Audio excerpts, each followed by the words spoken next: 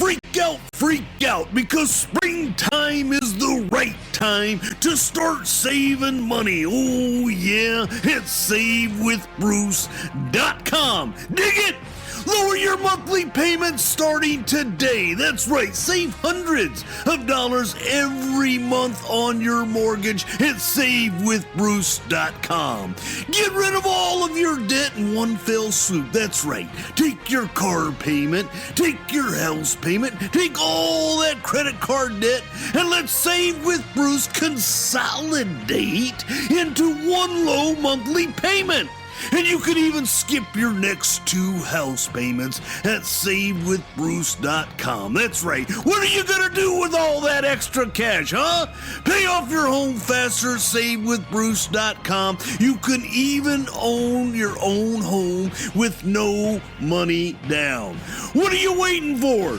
Freak out right now and go to SaveWithBruce.com and let them start saving you money today. You don't even need perfect credit. That's right, because at SaveWithBruce.com, credit scores as low as 600 are being approved today. So check it out! SaveWithBruce.com! NMLS number 65084, equal housing lender. SaveWithBruce.com! Oh yeah!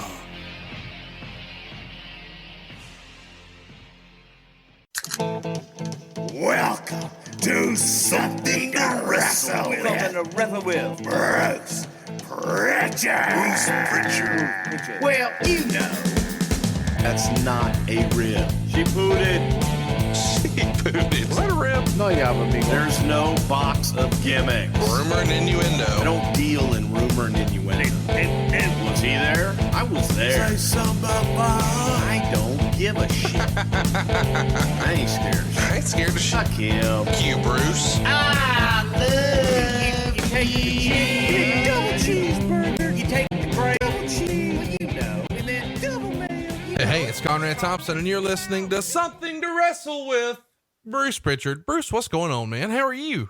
Well, it is Something to Wrestle With weekend here in New Orleans, Louisiana, NOLA. And I'm excited. I'm just saying, man. I'm pumped. I'm hyped. I like that you didn't call it WrestleMania weekend. You called it Something to Wrestle With weekend. What? Oh, there's something else going on this weekend? Well, it's just fun to me because I've always thought the name of the show was Something to Wrestle.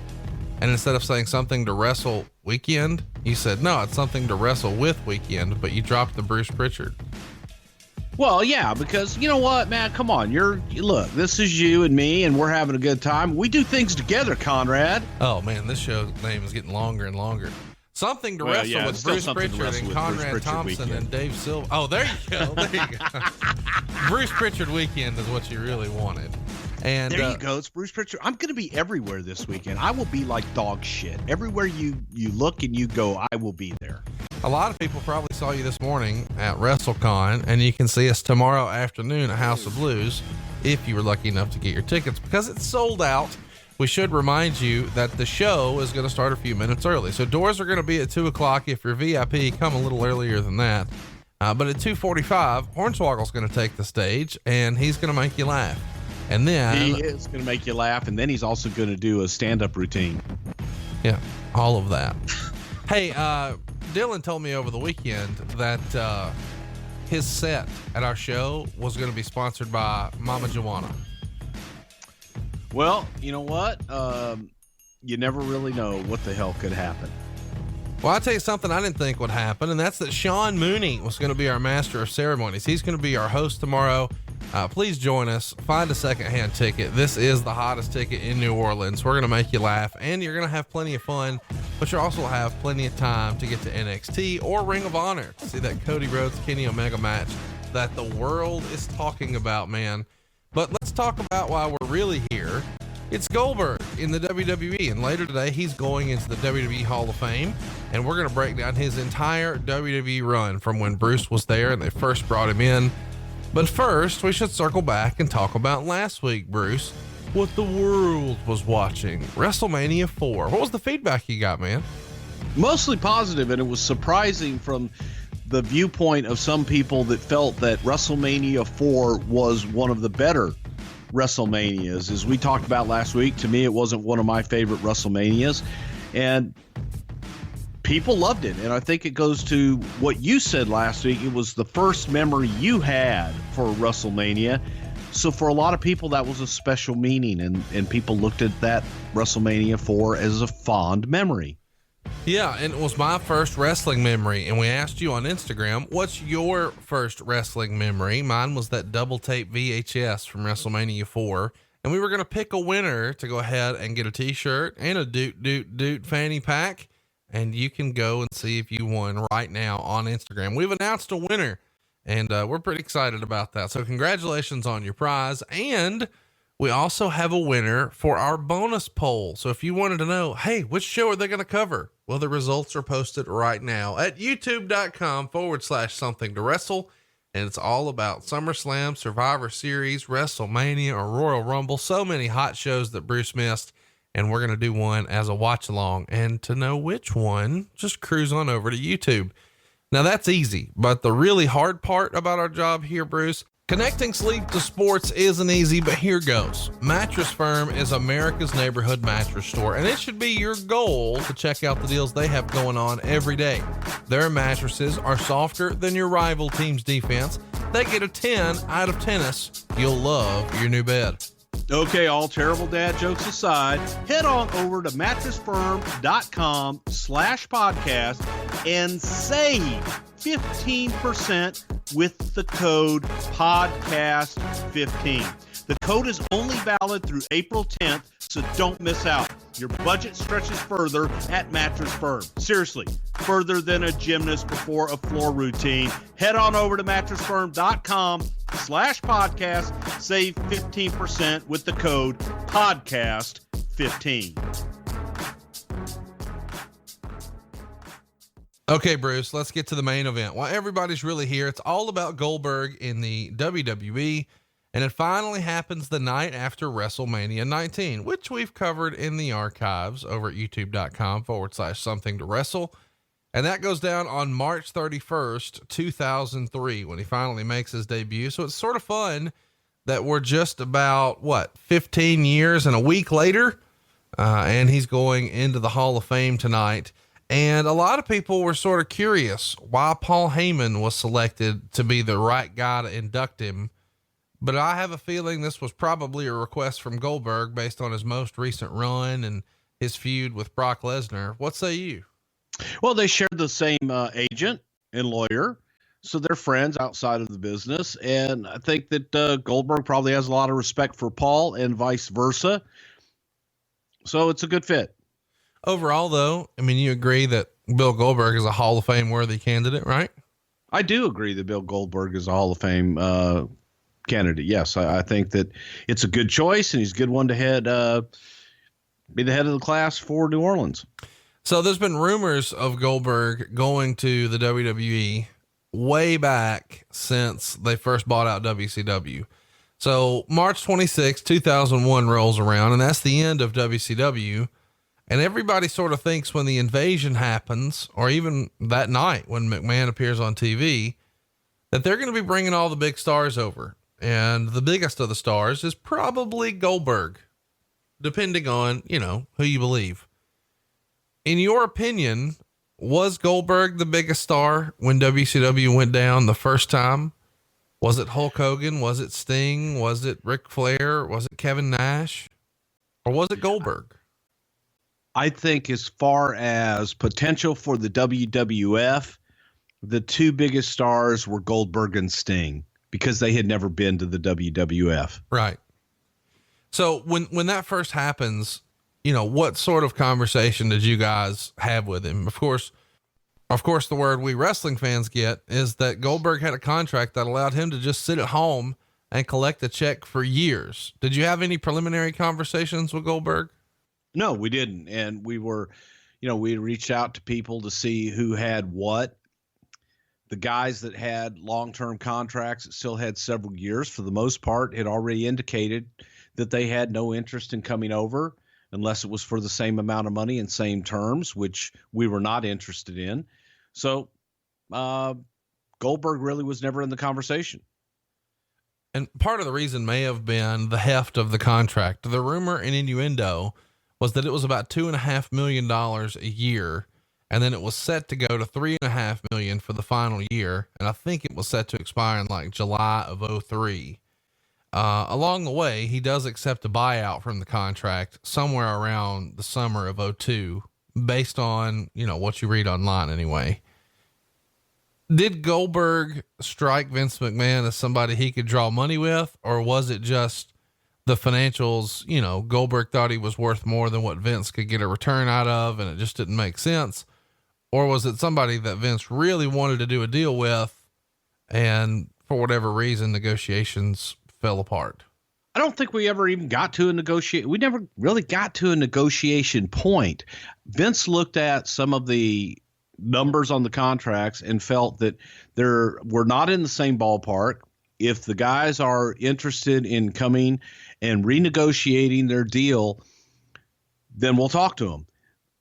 For a lot of guys, from Kevin Nash, Hulk and Goldberg, and a lot of those guys, Sting, there was no interest because they had guaranteed money on the table to do nothing.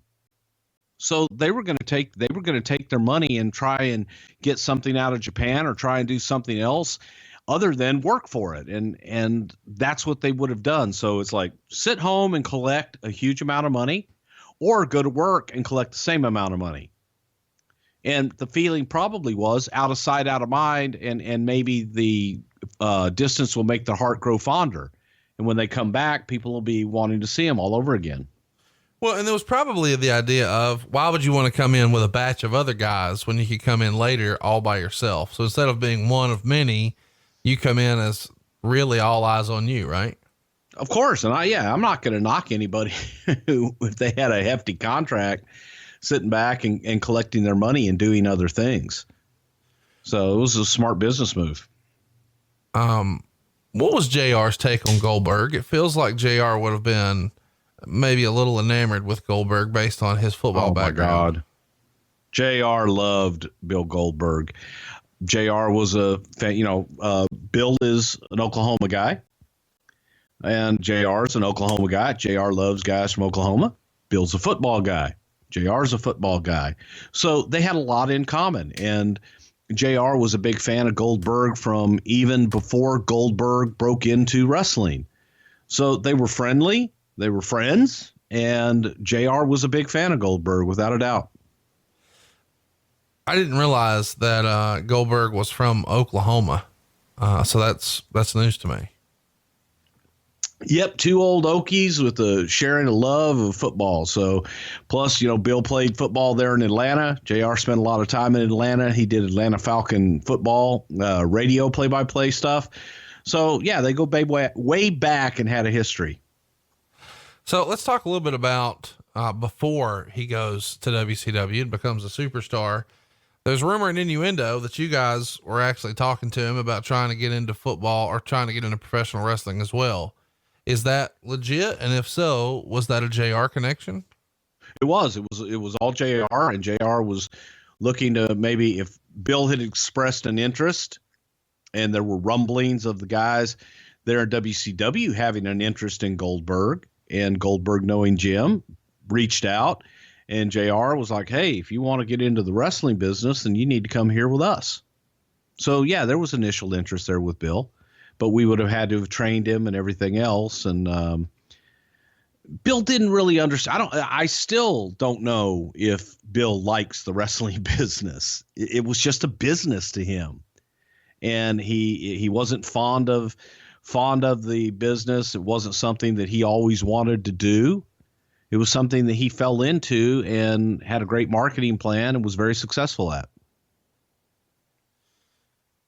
It comes out years later that JR gets Goldberg a meeting with Vince, and Goldberg actually flew to Stamford to meet with Vince. And while he's waiting to meet with Vince, he sort of says out loud that he realized he didn't have his lawyer with him. And according to the legend, the secretary tells Goldberg, Vince doesn't like lawyers.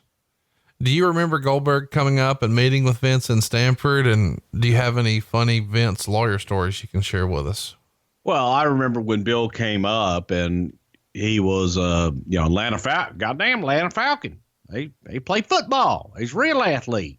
He's from Oklahoma. Bill came up, seemed like a really, really nice guy, but also seemed a little lost. And when I say that, he wasn't enamored by the Hall of Fame wall. He wasn't like looking at everything. He was there for business, and that will be echoed throughout this entire episode today. But Bill came up, nice guy, had a short meeting with Vince, but it wasn't anything more than a, hey, how you doing, pal? And at the time, Vince just didn't see it. I don't think that he was a big guy. Vince didn't know a whole lot about him. JR was high on him, and he was going to be a project. He was going to be someone that we would have to start from scratch and train and then take from there. But that meeting was a, hey, how you doing, pal? And are you interested in the wrestling business? I wasn't in the meeting, didn't hear anything about the meeting other than he was a big guy. It's just fun to me that around this same time, when you guys were like, on Goldberg, you're like, God damn, pal, that Brackus. Get me Tiger Ali singing here. That's a fucking star. Well, Brock has had a very unique look to him. It was big as a house, and Tiger Ali Singh had a wrestling pedigree as well, and at least showed interest in the wrestling business. Bill didn't show that interest in the wrestling business. I'm busting balls, Bruce. No, I know. I mean, but when you say that, people go, yeah, but there's a big difference. Yeah, one's a fucking superstar. Two people who had a desire to be in wrestling, and one guy who's like, okay, how much money can I make, and how long do I have to train for? All right, let's move along. Let's talk about when he does show up. He comes out on Nitro in September of '97, and Kevin Sullivan has said in years since, it wasn't an accident that Goldberg looked a lot like Steve Austin. So by the fall of '97, Austin was getting hot. When you guys see Goldberg debut, do you guys automatically assume, oh, they're trying to rip off Steve? Or is it just a coincidence that it's black trunks, black boots, goatee, bald head? I don't believe it was a coincidence. And yes, I think everybody and their mother looked at Goldberg as a Steve Austin ripoff. What did Steve think of Goldberg when he first debuted, before they met, before they hung out? That he was a ripoff, but Steve also kind of was of the understanding, if you're going to rip somebody off, why not rip off the top guy and what's working? You know what I mean? Right. So I don't think that Steve blamed Bill personally, kind of laughed it off and said, oh, that's a sign of being a top guy. And okay, hey, people are ripping you off now. That's a good sign. In like February of '99, maybe at the peak of his popularity, Goldberg goes on the Tonight Show with Jay Leno and challenged Steve Austin, saying he'd put up $100,000 of his own money.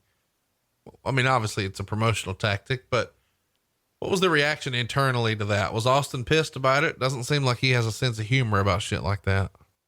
It was a joke. I mean, first of all, who's going to accept anything like that? It was a desperation play on WCW's part because they were getting killed in the ratings. Their business was in the toilet.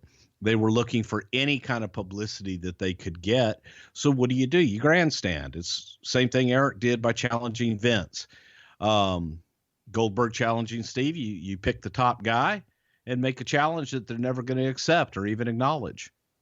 So it's just a grandstand desperation move. So let's talk about his run in with Triple H. Goldberg finds himself representing WCW at a convention in 2000. It's like a licensing show in New York City. And the WWF is also represented, and they're represented by Triple H. Well, apparently Goldberg took exception to some comments that Hunter had done in an interview where he talked about his lack of experience, string of injuries, et cetera, and they had a bit of a confrontation. Did you hear about that? Yeah, definitely heard about it. So from your perspective, or the version you heard, how did it go down? Well, the version I heard was that Hunter and Stephanie were at this licensing deal, signing autographs, and Goldberg came over and stood across the aisle and just started cutting a promo on Hunter, and every other word, fuck you, and a lot of profanity and different things. And that Hunter just sat there looking at him and continued signing autographs. The general consensus was that Bill kind of made a fool out of himself and was extremely unprofessional, and people were just almost embarrassed for Goldberg and for WCW. They didn't really know who Bill was, and he's making a big stink trying to get noticed over by the WWF booth. For the most part, I think people felt that Bill kind of showed his ass there. I guess we should mention too, this is a licensing fair. So there's lots of business people here. It's not like a standard like wrestling convention. It's not like WrestleCon. This is where business people who do business with WCW and the WWF are coming to see what new opportunities there are. And they sort of rub elbows with the celebrities and make them feel good about doing business with the company. So when you have a guy out here sort of F-bombing you, instead of saying, hey, can I talk to you afterwards? It comes off like a wrestling angle. Do you think this is Bill taking himself too seriously, or is this some sort of weird, bro, go challenge Triple H, bro? It'll be great. It'll be in the dirt sheets, bro. Do you believe that this was something that maybe somebody put Goldberg up to, or is this just Goldberg being relatively immature in the business? I think it was probably a combination of both, and the fact that Bill was still relatively new to the business, not really understanding the business per se, and maybe someone getting in his ear, hey, we got to make some noise here. If you go and make a scene here at this convention, people are going to be talking about us, and they'll be talking about you. Not understanding the ramifications for business there. In 2002, Goldberg had a very brief stint in Japan for All Japan Pro Wrestling. What do you remember about that moment in time? Was there an opportunity for you guys to do business with him, and just for whatever reason, the money didn't work out? Or why does he wind up doing some stuff with Japan instead of with the WWF?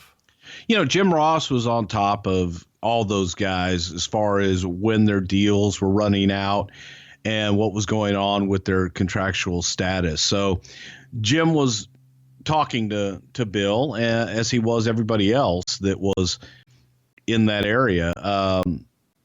And Bill just saw opportunity in New Japan. It was a lot of money for like a couple of dates. If I know Jim Ross probably told him, go get the money. You know what I mean?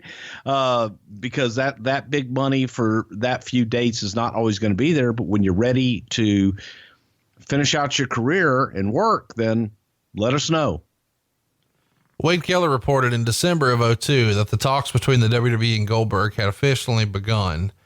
And this is when there's a little bit of a downswing in the WWF's business. Would you agree with that? That December of 2002, you start to notice that maybe things are falling off a little bit from their all-time high? Maybe from their all-time high, but I think that they were more leveling off than falling off. Okay. I think we're splitting hairs. We'll move on. At this time, does it feel like, hey, we've done the invasion. We've given that all we've got. We've tried some other things. We've done the NWO routine. We've got to find something else. Is that sort of the reason that the conversation with Goldberg gets going again? And this time, maybe with a little more favorable term for Goldberg? Not really. It was more along the lines of Rock looking for somebody to work with, and Rock and Goldberg had met, and they had talked, and Rock became enamored with Goldberg and thinking about, oh my God, you know, the things that we could do. And Rock also knew that he was kind of going to be fading out in the summer as well. Thought, well, hey, maybe we bring Goldberg in, and he could be great for the WWF. So that's how it kind of started. And then of course, JR got involved, Vince got involved, and the rest, as I say, is history. So is it fair to say that The Rock deserves the credit for really making Goldberg's deal with the WWF come to life? I think so. I think Rock definitely deserves the credit for bringing him for bringing him in and giving him the endorsement and really wanting and showing a desire to work with him.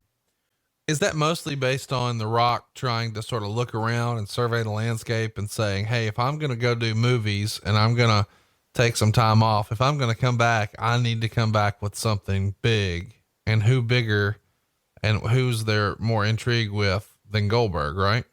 Sure. Yeah. And Goldberg was new. So the original plan for WrestleMania 19, at least in The Rock's mind, was to be Rock and Goldberg. No, not at all. Not at all.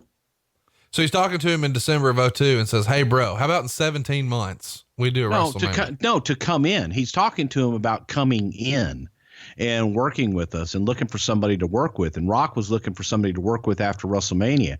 He was going to WrestleMania with Steve, and that was the plan, and that's where they were going. But Rock was looking for something. After I go with Steve, then what?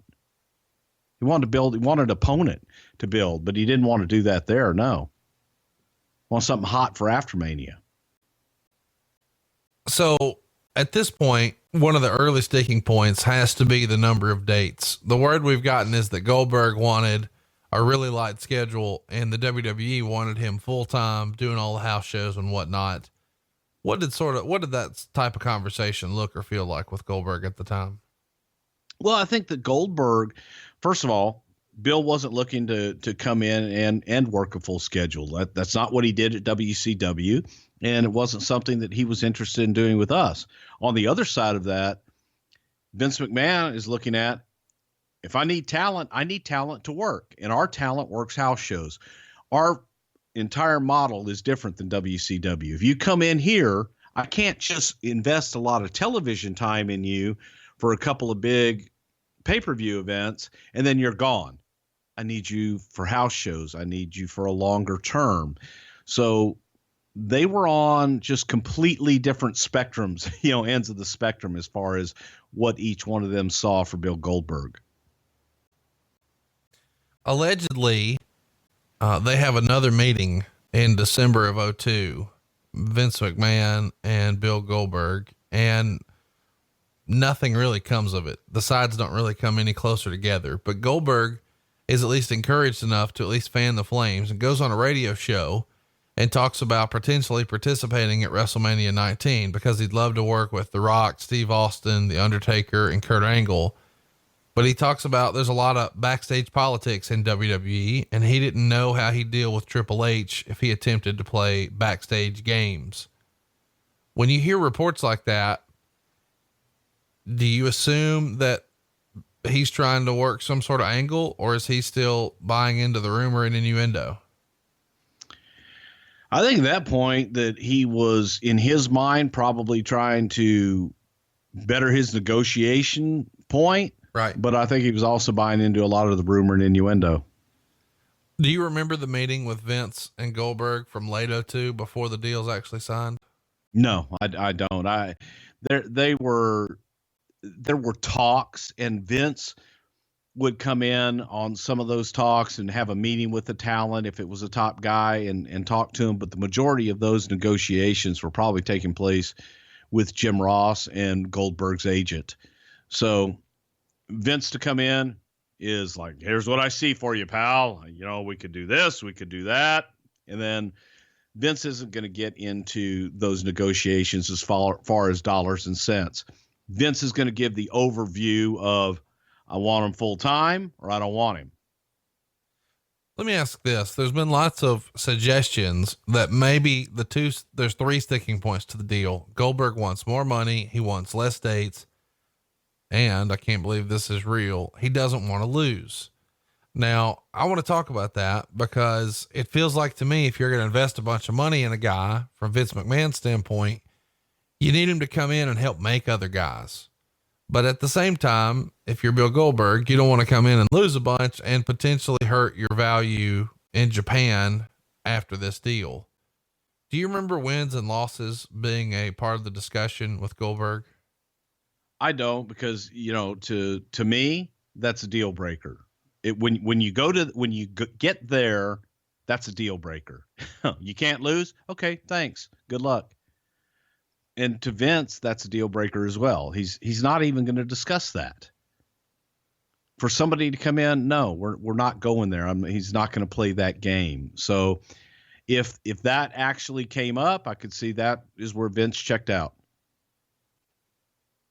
Bill wrote on his website, BillGoldberg.com, that he had talked to Vince and that the ball was in their court. And step one was complete. It was finally good to sit down and talk to him. And they talked about everything you would think we would talk about. Coming out of that meeting, you know, and obviously they haven't talked in 5-6 years at this point. Do you believe that Vince had changed his opinion of Goldberg, or do you think he still lacked the passion for the wrestling business and maybe that turned Vince off a little? Well, I think that Vince saw Bill Goldberg as an attraction and saw him as somebody that if he came in and we had full time, that he could make money with and make some money for Bill. I don't think that Vince necessarily agreed with the way, successful as it was, the way that WCW built Goldberg. He liked Bill. There wasn't anything personal that he really disliked. However, at the same time, when you have that air of, I really don't care about your business and I really don't like it. It's just how much money am I going to make? And I've got to win and I've got to control all this. That turns someone on the creative side. That just turns people off. Do you think, after being off TV for so long, Vince would have argued that maybe Goldberg's drawing power wasn't what it once was? Well, it definitely wasn't what it once was, even at the end of WCW. You know, Bill wasn't drawing ratings and Bill certainly wasn't drawing houses. And that's not all on Bill Goldberg. However, if he was that big of a draw and that big of an attraction, they would have been doing better than they did, not have gone out of business. So being away, it didn't help, but I don't think it hurt. And I think that there still was a fan base there that would buy Bill Goldberg. I mean, he was a hell of a big star for WCW, man. He was the guy for a long time. Hulk Hogan said as much in February on Bite This. When asked about Goldberg, he said, I think he should make the move. I think right now he's at the end of the window for making a move, and I think he should. Ever since the WCW abortion blew up in everybody's faces, there's a certain amount of talent left that didn't make the shuffle and didn't make the move, and they still have that window, and some people's window are bigger than others. Goldberg has had this really big window and this mystique, and I think there's certainly time that you have to capitalize on that. So Hogan started indicating that maybe the clock is ticking, and if you're gone too long, maybe fans don't care as much. I want to ask this, you know, cause I don't know when we'll talk about it, but when you guys started to win the ratings war in 1998, they called an audible, and allegedly Hulk Hogan called Eric Bischoff and said he wanted to drop the world title to Goldberg on Nitro at the Georgia Dome. When you found out that they were giving away arguably their biggest money match at the time, the undefeated Bill Goldberg against the leader of the NWO, the world champion Hulk Hogan, and they're doing it on Nitro instead of pay-per-view, what's Vince and the rest of the office think of that move? What's left in the book? And what I mean by that is when you give an attraction like that away with so little buildup, where do you go from there? And unfortunately, that's where WCW found itself. They hot-shotted it, and then what do? And as quickly as they built Goldberg, I think that they hurt him after that. But, you know, hey, they went for it and put it out there. So it was a huge match and a huge deal, but I don't know that it was the best business move in the long run. Around this time, it comes out that all the deal points have been agreed on as far as the length of the deal and the money, and maybe, you know, the whole wins and losses silliness. But the one sticking point is the number of dates. The WWE would like to see Goldberg work 10 days a month. He wants to work 2 days a month. Do you remember that being sort of the last thing that you guys had to work through, was the number of dates? You know, I believe it was, but there were a few things, and I don't even know what the hell they were, but there were times where we would be hot on Goldberg and like, okay, let's start thinking of things to do with Goldberg. And you know, I know Rock's going to get him first, and we're going to do all this stuff with Rock after Mania and blah, blah, blah. Because when it reached a certain point that we didn't have him for the Rumble and we had WrestleMania all penciled in and it's good to go, it's like, okay, now we're in post-Mania mode. So how are we going to do this? What are we going to do it? And Vince is like, I need Goldberg stuff. I need Goldberg stuff. Then it was like, fuck Goldberg. So every time something came up, Vince would then go check out on him again. And it would be, you know, if I don't have somebody full time and I don't have somebody I can invest in and they're not willing to work with us, then I don't want them. Same time, Vince is feeling that if he can just get Goldberg in this environment, that he can, you know what? Maybe I can get him to love wrestling. Maybe I can get him to love the WWF. And then then he'll be ours and he'll love it here and he'll want to do stuff. So the idea is, you think maybe that Vince's belief was Bill didn't enjoy his WCW experience, so now he thinks all wrestling is WCW, but we'll show him. Correct. Yes, I see. exactly. Is there also some thinking to the idea that if Vince allows a guy to come in and work this part-time, it's going to really create a nightmare for him when it's time to renegotiate with other guys like Hulk Hogan or The Rock? Well, but also on top of that, the business model just didn't lend itself to that at the time, you know, and the business model has changed drastically since early 2000.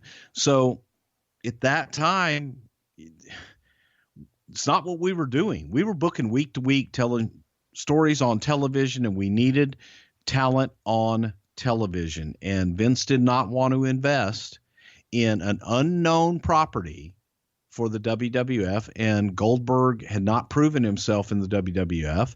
So he wasn't willing to take that risk for limited dates. He was going to get everything he could out of him. Allegedly, Hogan calls Goldberg to try to convince him to come in and sort of sells the selling points of the WWE before the No Way Out pay-per-view in February. Would you believe that? Does that sound right to you? I'm sure he did. Yeah, that would sound right to me, because it was not only, you know, Dallas Page was there. The first time I met, not the first time I met Goldberg, because I met him when he came in years before he started training. But then the first time I met Goldberg since his WCW run was at the Meadowlands Hotel with Diamond Dallas Page. And so Page loved Bill and spoke very highly of him. And we had a quick, you know, how you doing in the elevator at the hotel. But there were a lot of guys, I'm sure, that were talking to Bill, and the Bill was talking to, what's it like there? You know, what do you think? And Hulk and Page and different people like that. I'm sure Bill was talking to. One of the things that, you know, continues to come up is Wade Kettler reports here that, you know, since it's gone so long, all the plans for Goldberg to be involved in WrestleMania were scrapped. And obviously it's scrapped because there's not enough time and there's no logical opponent at that point. You've already moved in other directions. Let's assume, hypothetically, in this fantasy land, you guys were able to put together a deal in January. If that would have happened, who do you think would have been Goldberg's opponent at WrestleMania? Goldberg's first opponent, the whole idea, even bringing him in, was to work with Rock. And that's what Rock wanted to do. And that was Rock's pitch. Vince liked it. And that was the introduction of Goldberg with where we were going. So had Rock faced Goldberg in this fantasy land, who would Austin have wrestled? Don't know, because it's fantasy land. So, I mean, that's hard to say. You had Vince tied up with Hulk, and that's why when you look at what we had and where we were going, and people talk about that, that's your first question. Well, okay, what do you do with Steve? Right. Well, it was going Steve and Rock for that number 3. It wasn't, and that's I think people just thought, well, they're talking to Goldberg. They want him for WrestleMania. No, it's like when they were talking to Brock, everybody, a few years ago, Meltzer was reporting Brock Lesnar is in wherever the hell he was. And Brock came out the next night because Vince didn't want it at WrestleMania. He wanted it, the eyeballs, the next night. And same thing here with Goldberg. So he finally signs around March 22nd. When you guys finally get him on paper, is it almost like, after you've been building a house for 6 months or something, you just go, finally. Exactly. That's probably a great way to put it. It's like, damn. And okay, great. Now we could go back and lay out all this shit that we've been talking about all this time, on and off, on and off, on and off. The rumor and innuendo is that he comes in for $1.5 million. Give me a squeaky noise if I'm in the ballpark. I have absolutely no idea what the hell he came in. What was the general reaction when it finally gets done amongst the boys? I know the office was probably just like, but amongst the boys, are they excited that Goldberg's coming in? Is this somebody that they have questions about? What was Goldberg's rep amongst the boys? Rock was excited. For the guys that knew him, obviously Dallas Page was excited. The WCW guys that were friends of his were excited to have him, but the jury was out for the most part on everyone else.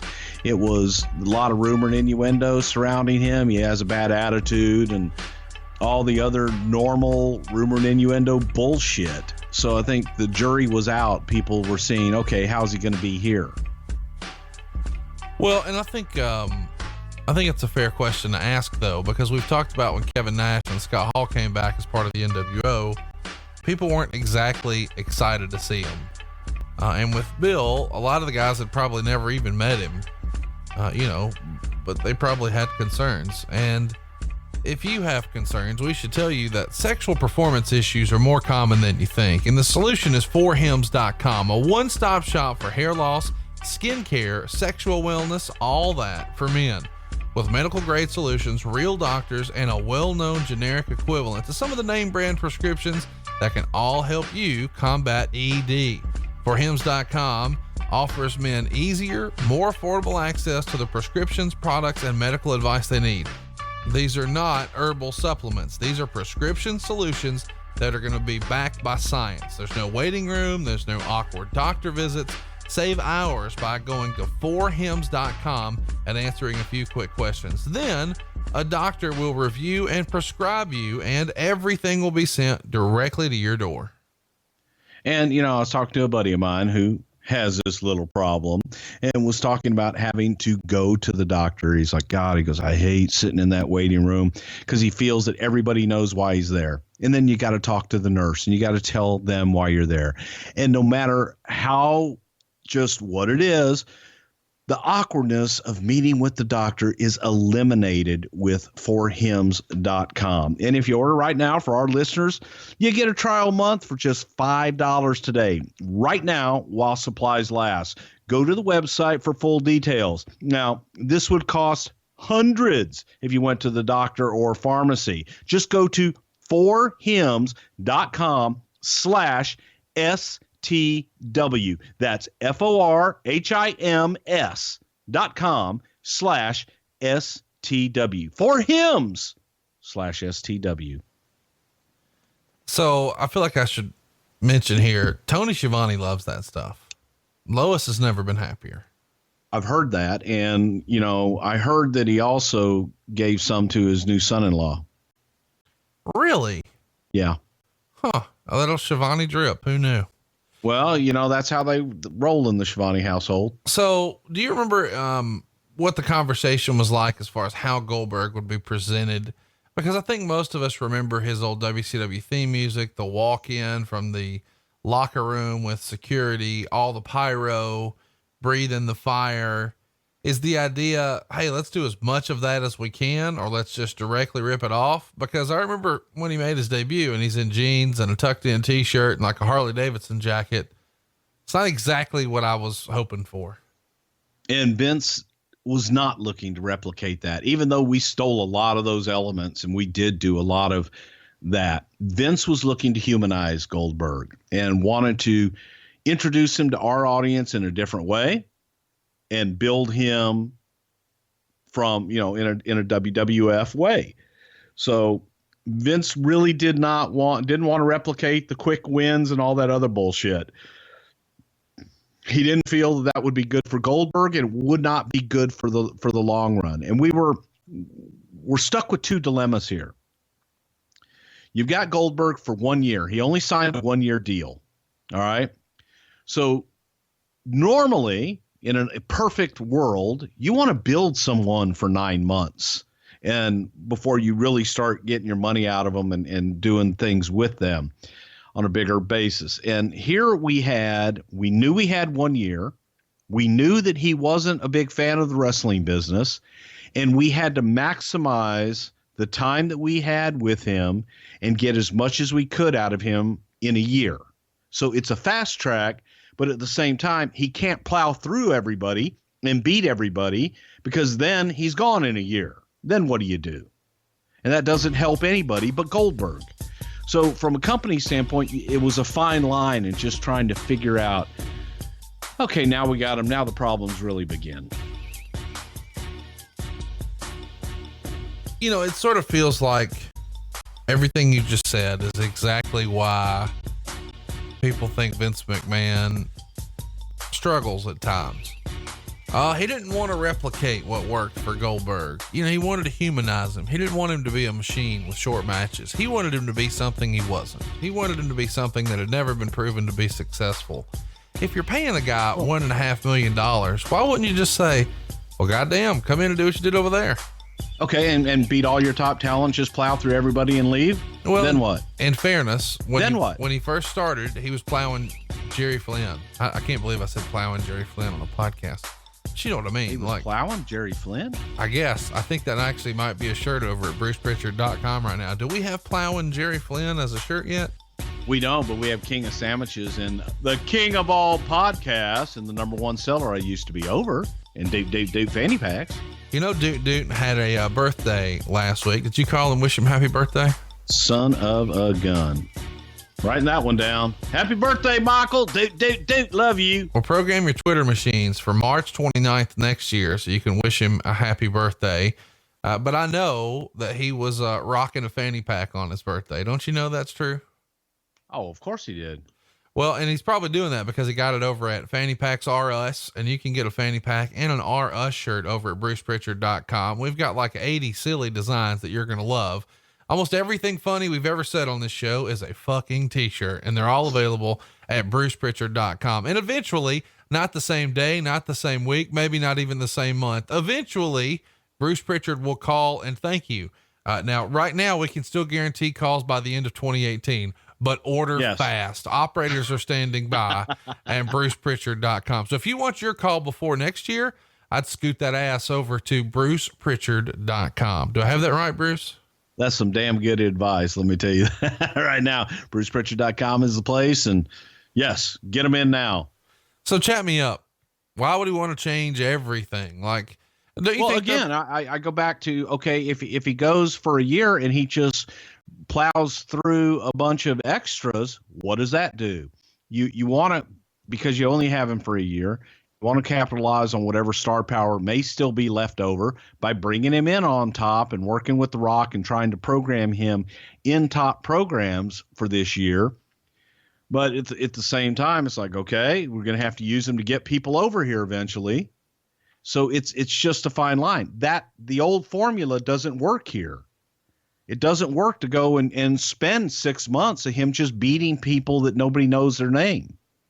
It's just funny to me that you said it couldn't be done, and then they did it like 3 years ago.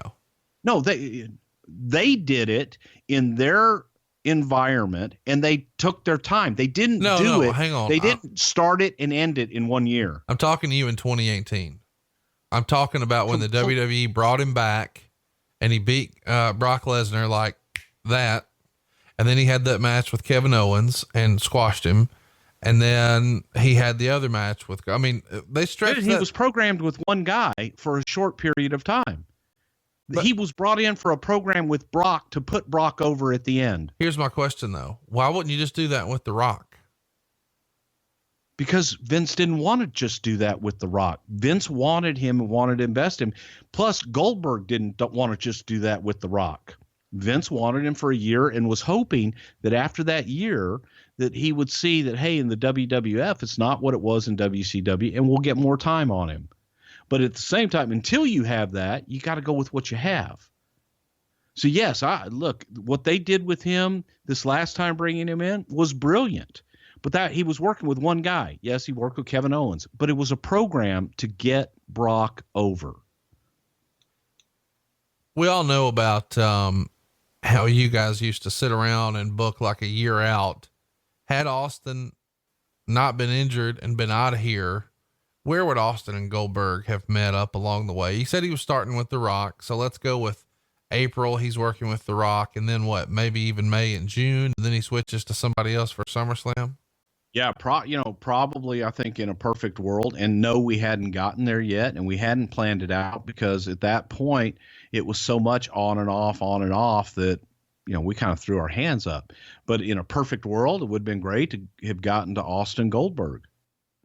That would be the dream match. That would be the holy grail. So the night after WrestleMania, March 31st, The Rock is holding Rock Appreciation Night, and he's in the ring at the end of the show bragging about beating Austin. And we see a video of some of his moments. Talks about going to Hollywood and coming back to booze. And then the fans start chanting for Goldberg because they know that Goldberg's here. And The Rock says something like, "Don't think you're cool just because you know Rock's accountant, Ira Goldberg."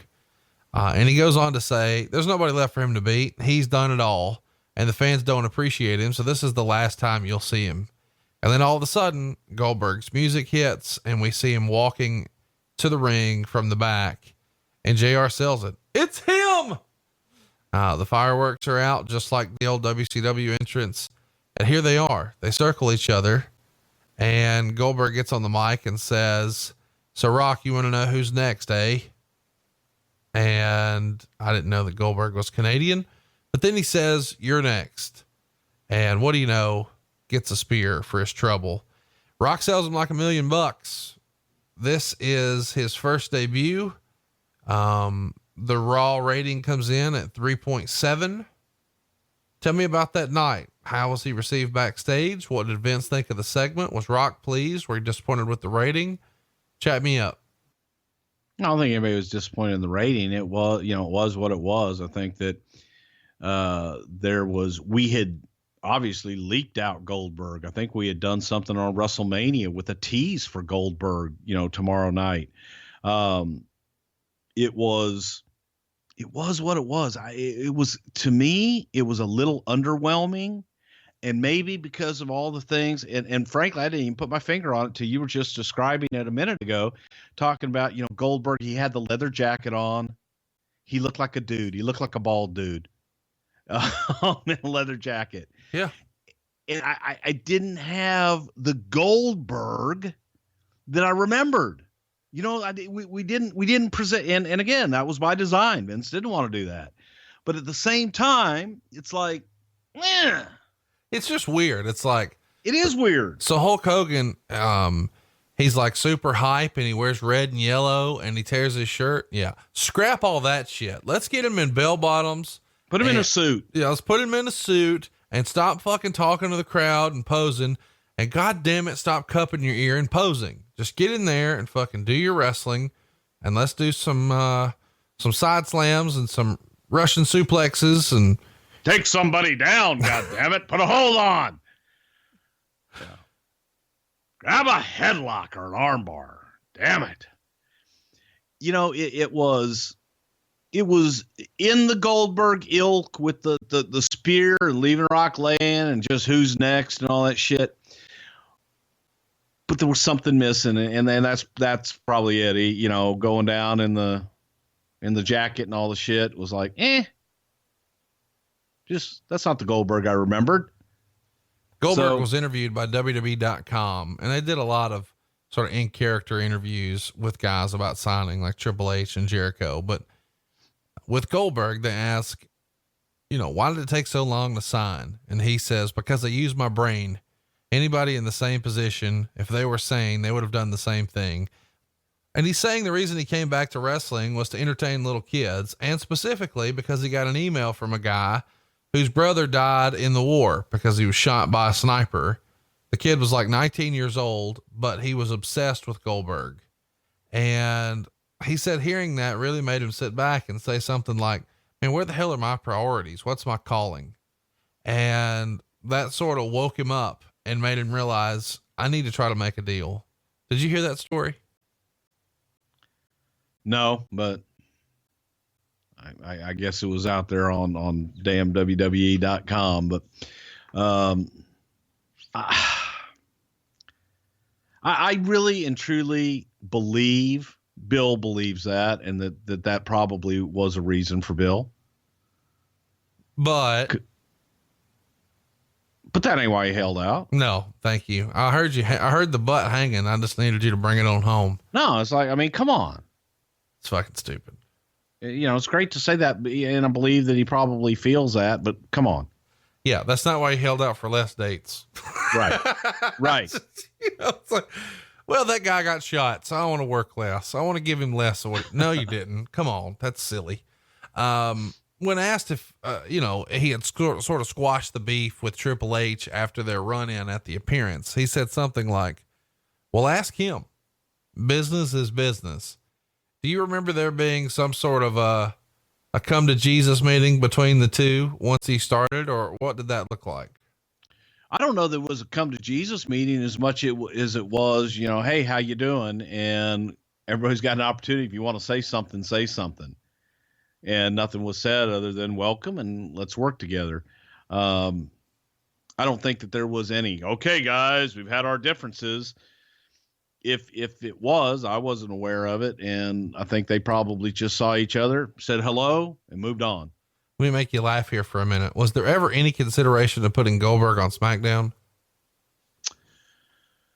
No, not because that's where Rock was. So Rock was on Raw at the time. So since he was going to be working with Rock, that's where he went.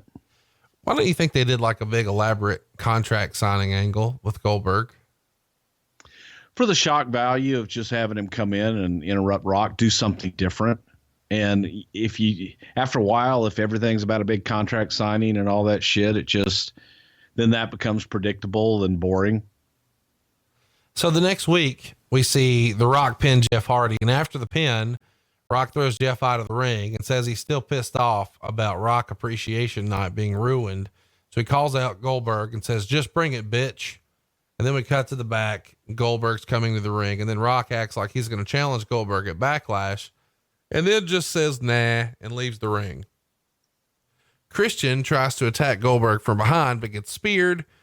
And then The Rock comes back in. And when Goldberg sees him, Rock once again leaves the ring and Goldberg's music hits. And JR says something like, I hate to say it, but I smell a chicken shit. I smell chicken shit.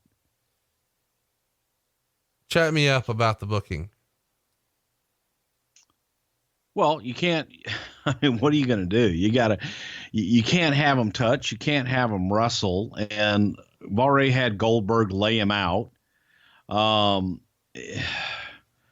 It just was kid gloves with everything getting into this. And as we go on, there's little things with Bill is everything starts, he's been away from the business for a while. He's never been in an environment like the WWF, and where so much is scripted and there's so much attention to detail and what have you.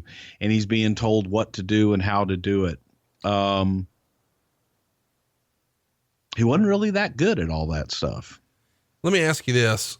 The reason I asked about chatting me up about the booking is allegedly there were two different plans for these first two appearances. The first one being that Goldberg just destroys Rock in the ring. Instead, it's just one spear.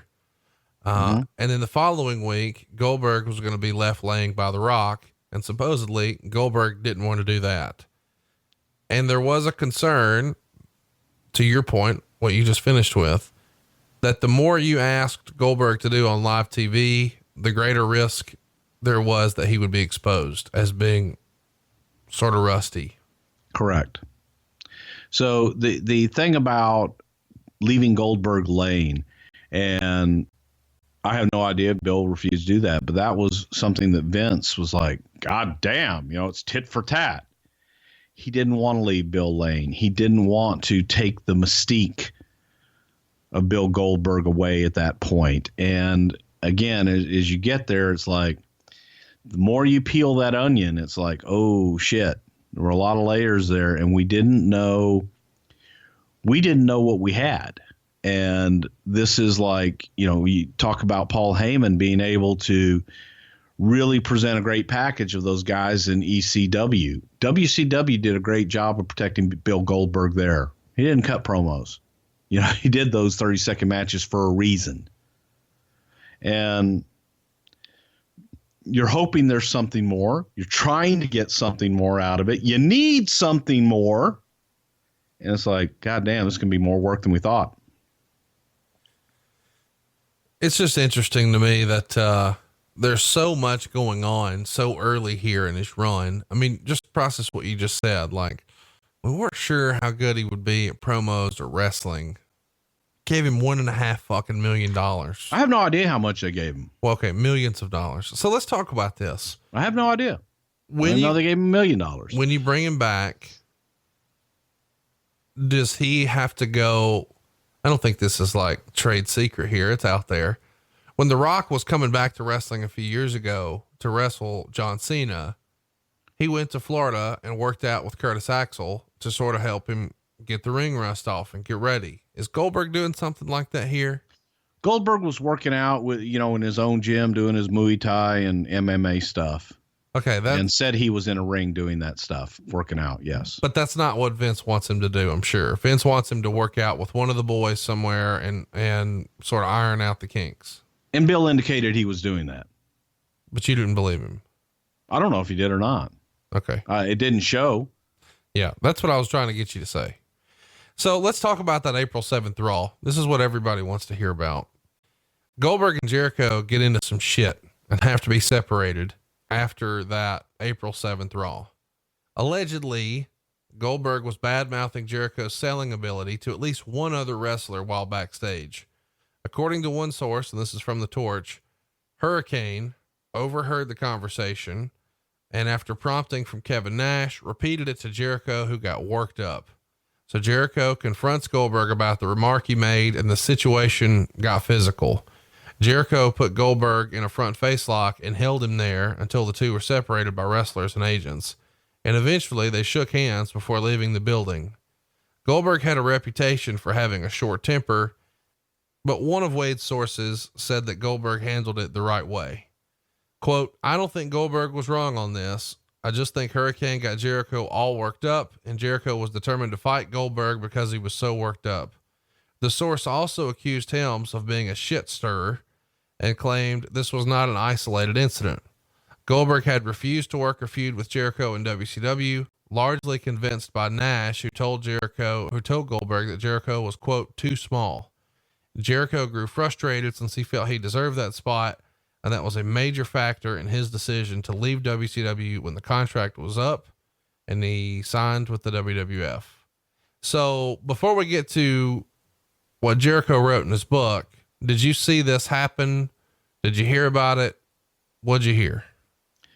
I heard about it. I did not see it happen. No, I wasn't in the dressing room when they got into the fight. Definitely heard about it. It's interesting, the hearsay and so on and so forth of unnamed sources. I don't think it's right to talk, if he's going to say something about Jericho behind his back, then say it to his face. Somebody told Jericho if it was Hurricane, then it was Hurricane. I don't know. Hurricane probably listening to this will probably tweet us and say, fuck yeah, I said that. But Jericho confronted him. Jericho got in his face and confronted him. So you got something to say to me? Say it to my face. And from all indications, Goldberg tried to say, no, I didn't say anything at first. And then the more Jericho pushed, the more, Goldberg got up and Goldberg grabbed Chris at first, I believe. And again, I wasn't there. I'm getting it all second and third hand too. And shove came. Goldberg charged Jericho, and Jericho took him down with a front face lock. And then they got pulled apart, kind of much ado about nothing. But after all was said and done, it was Jericho that walked back into him and said, hey, is this going to end here now? Or, do we have to fight again? Well, I'd rather just, move on and let's shake hands and move the hell on. And that's what I remember. And that was the story that I heard. Going back to the WCW incident, do you think that Kevin Nash just enjoyed keeping it stirred up too? I think Kevin definitely enjoyed keeping it stirred up and going, oh my God, you're not going to work with that guy. Well, he could have sold that a whole hell of a lot better. So, the guys do, they stick each other, especially if they know that they've got somebody that's going to bite. And if there's a sore spot, you just pick, big time. Yeah. Until they just explode. Yeah. We did that to a guy in our real life recently, you and I. Who? Us? Yeah. Who? Not me. You can always tell when somebody's full of shit when their voice goes up like a few octaves. Like, who, What? me? What are you talking about? I would never do that. You're crazy. There you go. Here's what Jericho wrote. Goldberg was coming to the WWE. The announcement jackhammered through my stomach the moment I heard it. Blah, blah, blah. Problem was, I don't think Goldberg really wanted to come to the WWE, but Rocky lobbied and convinced him until Bill finally relented. I wasn't too keen on him coming in either, since the last time I'd worked with him in WCW was a complete disaster, but I had no choice and decided to make the best of it. But on the first day, he came up behind me and slapped me on the back as hard as he could. Hey, Chris, he said loudly and sarcastically, like he was Biff and I was McFly.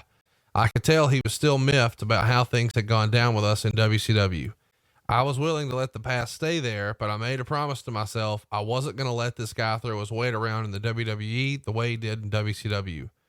Coincidentally, a few minutes later, Vince asked me for a strange favor.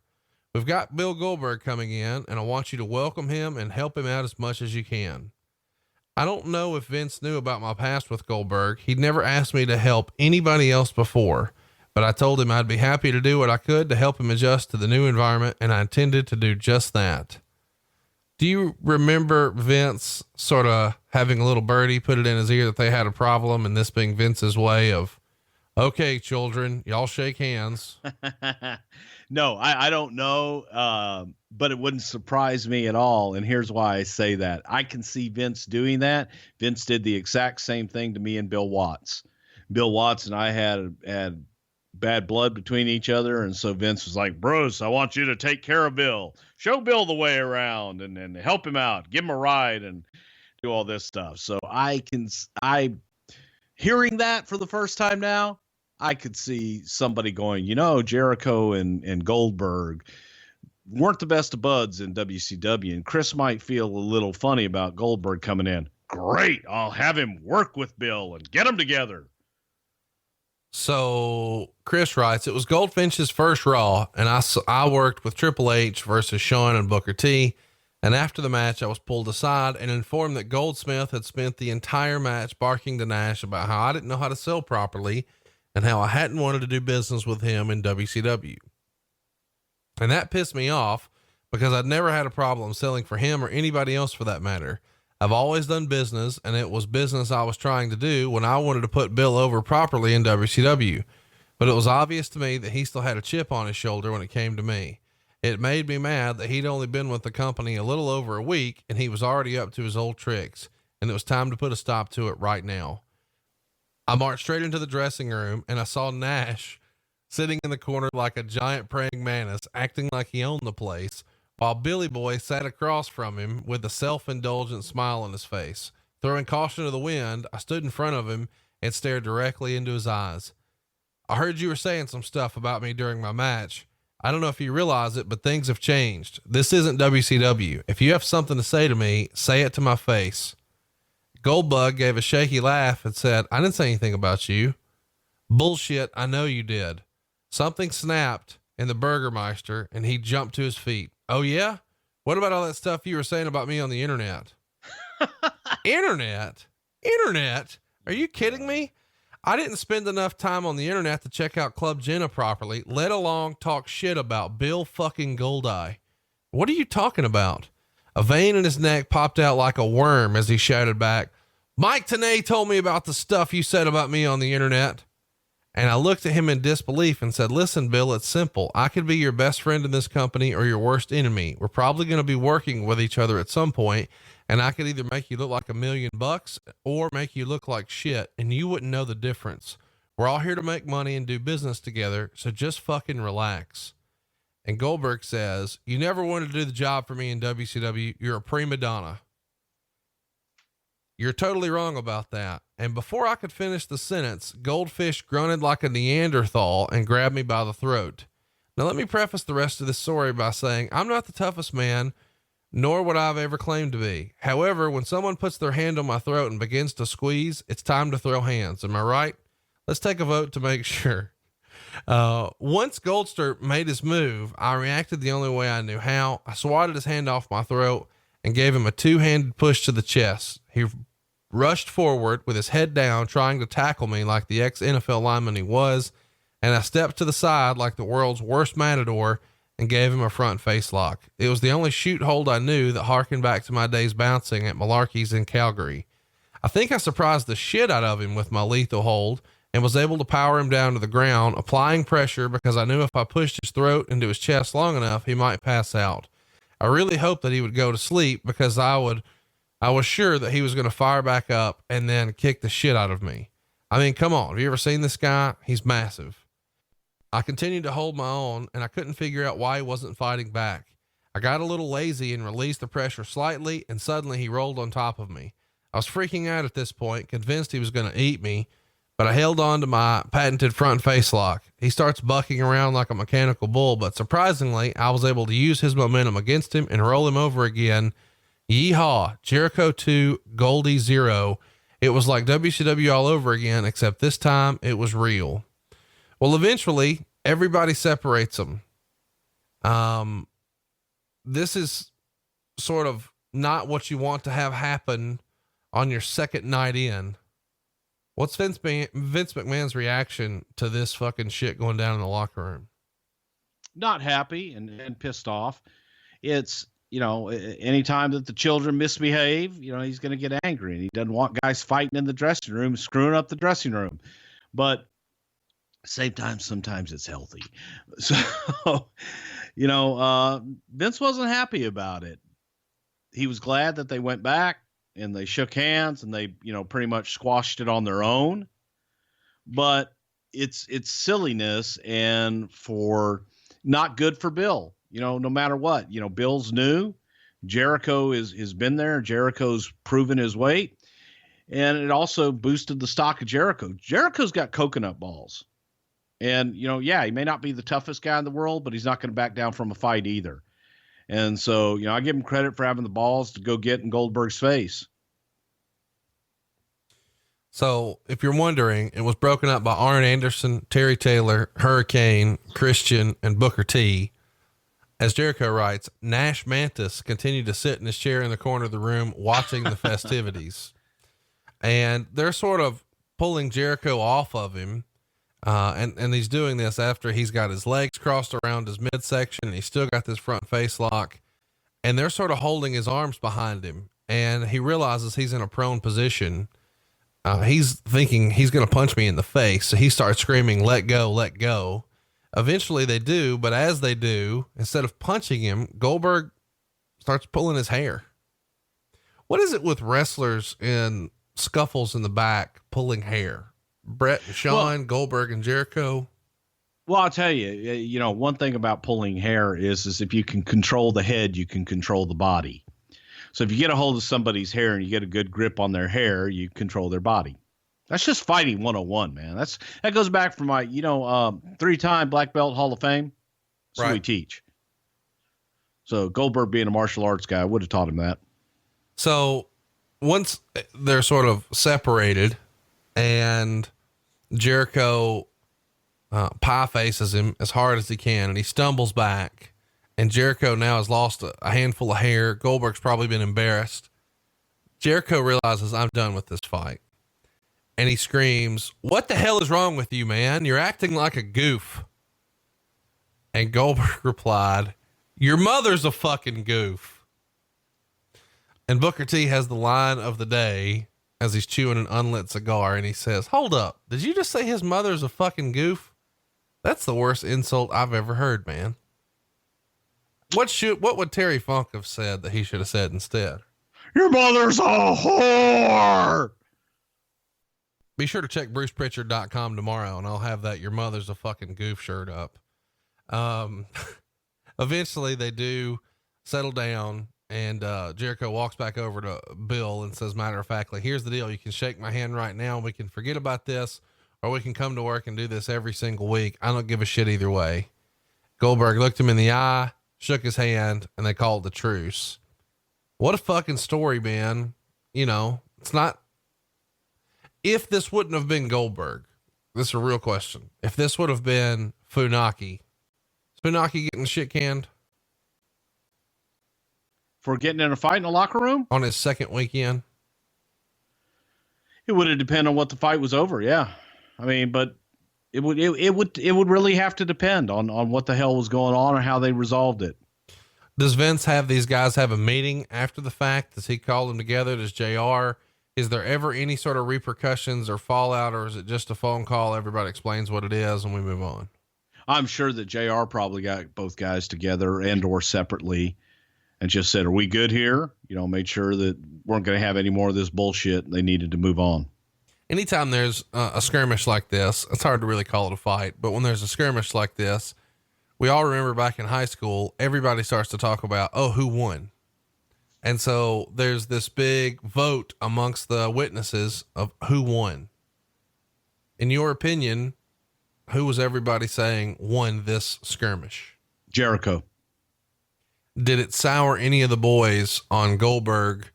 Did it boost Jericho's sort of street cred amongst the boys? Well, it definitely boosted Jericho, and the, I don't know if the line afterwards, "Your mother's a fucking goof," you know, that probably hurt more than anything, than getting taken down and everything else. So, I just think that it helped Jericho and didn't help Goldberg at all.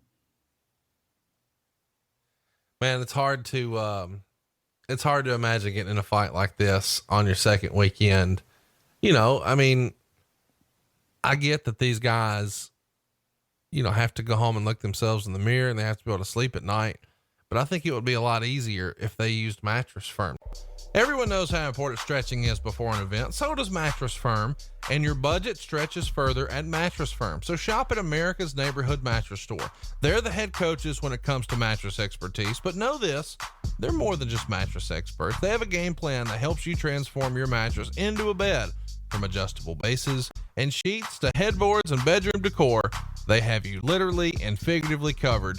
Go to mattressfirm.com/podcast to see what deals are happening as I'm reading this sentence to you right now. They even offer you a 120-night sleep trial to ensure perfection and a 120-night low price guarantee, so you know you paid the perfect price. And talk about a 1-2 punch, a knockout, if you will.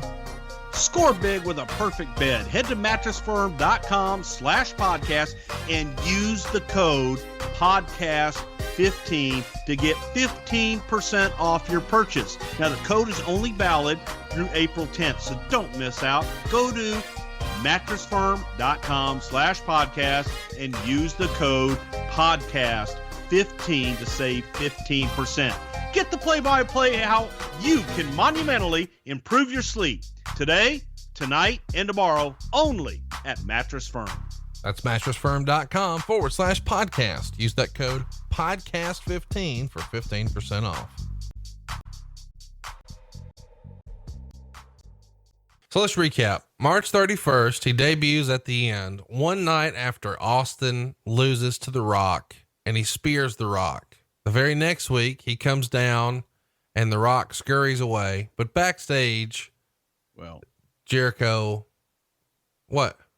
no, okay, I'm sorry. Are we in it? We're not in Atlanta yet for the whole car thing yet, right? No. Okay, I'm sorry. I was getting ahead of myself when you said Rock scurries away. I was thinking something else. I was ahead of myself, Conrad. I'm sorry. Can I continue? Go ahead. I'm sorry. So I said I'm sorry. All right. Motherfucker. Motherfucker. One week rather, after Jericho puts him in a front and face lock, he's on Raw, and Goldust puts the Goldust wig on him. Chat me up, Bruce. Trying to give him some personality, humanize him a little bit, lighten him up. Lighten up, kid. You motherfuckers ought to be ashamed of yourself. Why? I mean, you're 2 weeks in here. This is his third appearance. And in his third appearance, he's got the Goldust wig on. So is that bad? You paying him $1.5 million to be a fucking killer, not to be a comedy I wasn't paying character. him a penny, and I have no idea what they were paying him.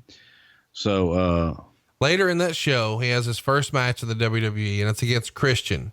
It only goes a few minutes before Christian low blows him, causing a DQ. So in his first match, he doesn't spear and jackhammer anybody. no, but he already speared the biggest star in the game, The Rock, and left him lying a couple weeks ago. On April 21st, we see the Rock concert, and the Rock is singing again. And of course, first up is Goldberg, and he's got Goldberg on my mind, and the fans are chanting for Goldberg to come down and upset him.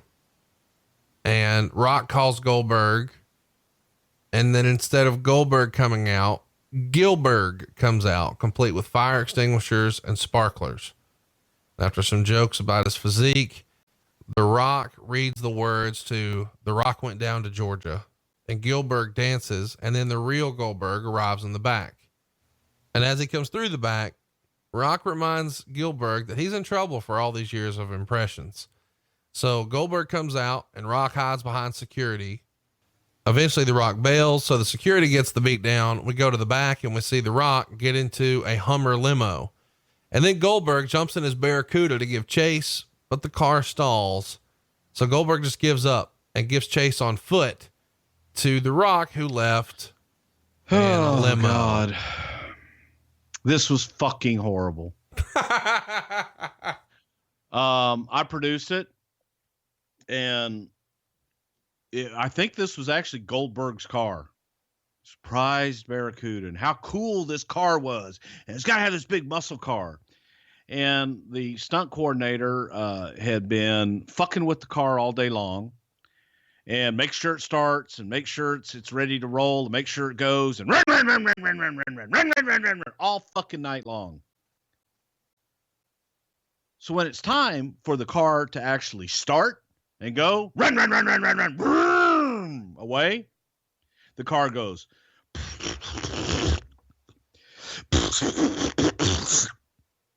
And Goldberg, it's like, I'm telling him, cut, just the car's not going, get out. We stay on the damn shot, and Goldberg gets out and runs the wrong way in the shot.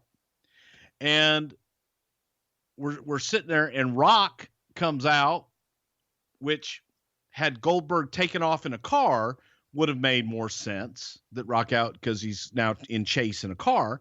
But the fact that Goldberg was on foot and Rock coming out, just burial. I mean, it was like taking a fucking dump truck and dumping a dump truck full of shit on Goldberg at that point, because the car didn't work. He's on foot, running flat foot. Just, it didn't, nothing. It suck does not begin to describe that scene that night. You know whose fault it all was? Mine. So I'm the one that got chewed out for it, because Goldberg's car didn't work and because Goldberg ran the wrong way. And this is going to be a common theme with Bill and I. So just keep that in mind. No, you're not gonna. You gotta finish. Oh no, we're gonna get. Well, I promise we're gonna get to it. I'm gonna give you part 2 later on in the show. I promise you, we will address it. Okay. What was Goldberg's real feelings about the Gilberg character y'all did? He was cool with Dwayne. He was nice. There was no heat there. Saw it as a parody. And God, if you have heat with Dwayne Gill, you're an asshole. Because Dwayne's just a really nice guy, and there was no heat there. He knew what he was doing. He was portraying a character and having fun with it. So he debuts on March 31st in a leather jacket and jeans as a bald man, not Goldberg. A week later, we've covered what happened on the 7th with Jericho. And then a week after that, he doesn't get his first win with a spear and a jackhammer. He gets low blowed by Christian and put in a Goldust wig. And on his 4th Raw appearance, he's supposed to, be a badass in a Barracuda, but he can't get it to start. So he just runs away the wrong way. Yeah. And let's go back here. Here's a little known, tidbit. You know, I think it was 3 weeks into this, Rock, who begged us to bring Goldberg in, Right. comes to us and says, "Hey, can we, I got an idea. I've been watching the little guy with the mask, Rey Mysterio. Yeah. Is that his name? Holy shit, man. We could tear it up. How about if we just slide Ray into the match and I do something with Ray? That'll be a great fucking match." What do we do with Goldberg, Rock? I don't know, but me and Ray could have a hell of a match. So 2 weeks in, Rock was bailing on him and just like going, "Oh man," and I just terrified of this match because that bell was going to ring eventually. Let's get to Backlash. April 27th, 2003, Worcester, Massachusetts. Roll Tide. Goldberg's working with The Rock here, and early in the match, The Rock starts to taunt Goldberg at ringside to avoid wrestling him. Eventually, The Rock re-enters the ring, and Goldberg hits a rock bottom on him to gain the early advantage. He goes for a spear, but Rock dodges it. That results in Goldberg hitting the ring post, and then The Rock locks Goldberg in a sharpshooter. Goldberg breaks the hold by grabbing the ring ropes. And then Rock attempts the rock bottom, but he gets speared. The Rock is able to perform a spine buster, a rock bottom, another spine buster, a people's elbow, and he just gets a near fall. Afterwards, Goldberg delivers 2 spears and a jackhammer for the pin. Goldberg's getting a lot of boos here, and there's even a Goldberg sucks chant in the match. Were you surprised by this? How was the match received in the back? What did Rock think of the match? I think it was unanimously hated. It was not a good match. Didn't do anybody any favors. And I think Vince was just thinking, "Oh my God, are we going to have to lay out every single thing?" And, now he's understanding why WCW did 10-second matches. So there was just a lot of, holy shit, what did we get?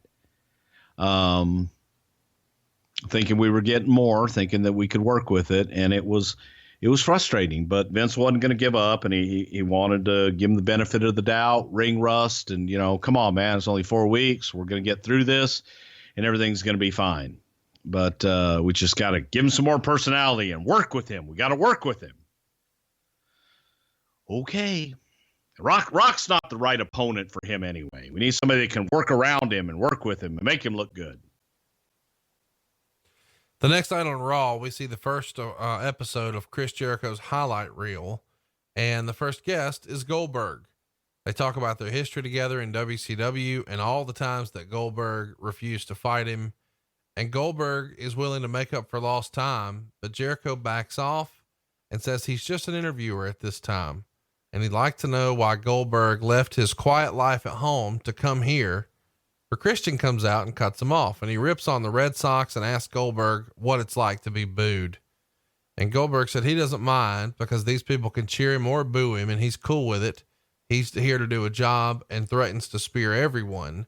But Jericho brings up no one wanting Goldberg here, and out comes Rico, 3-minute warning, Stevie Richards, and Victoria.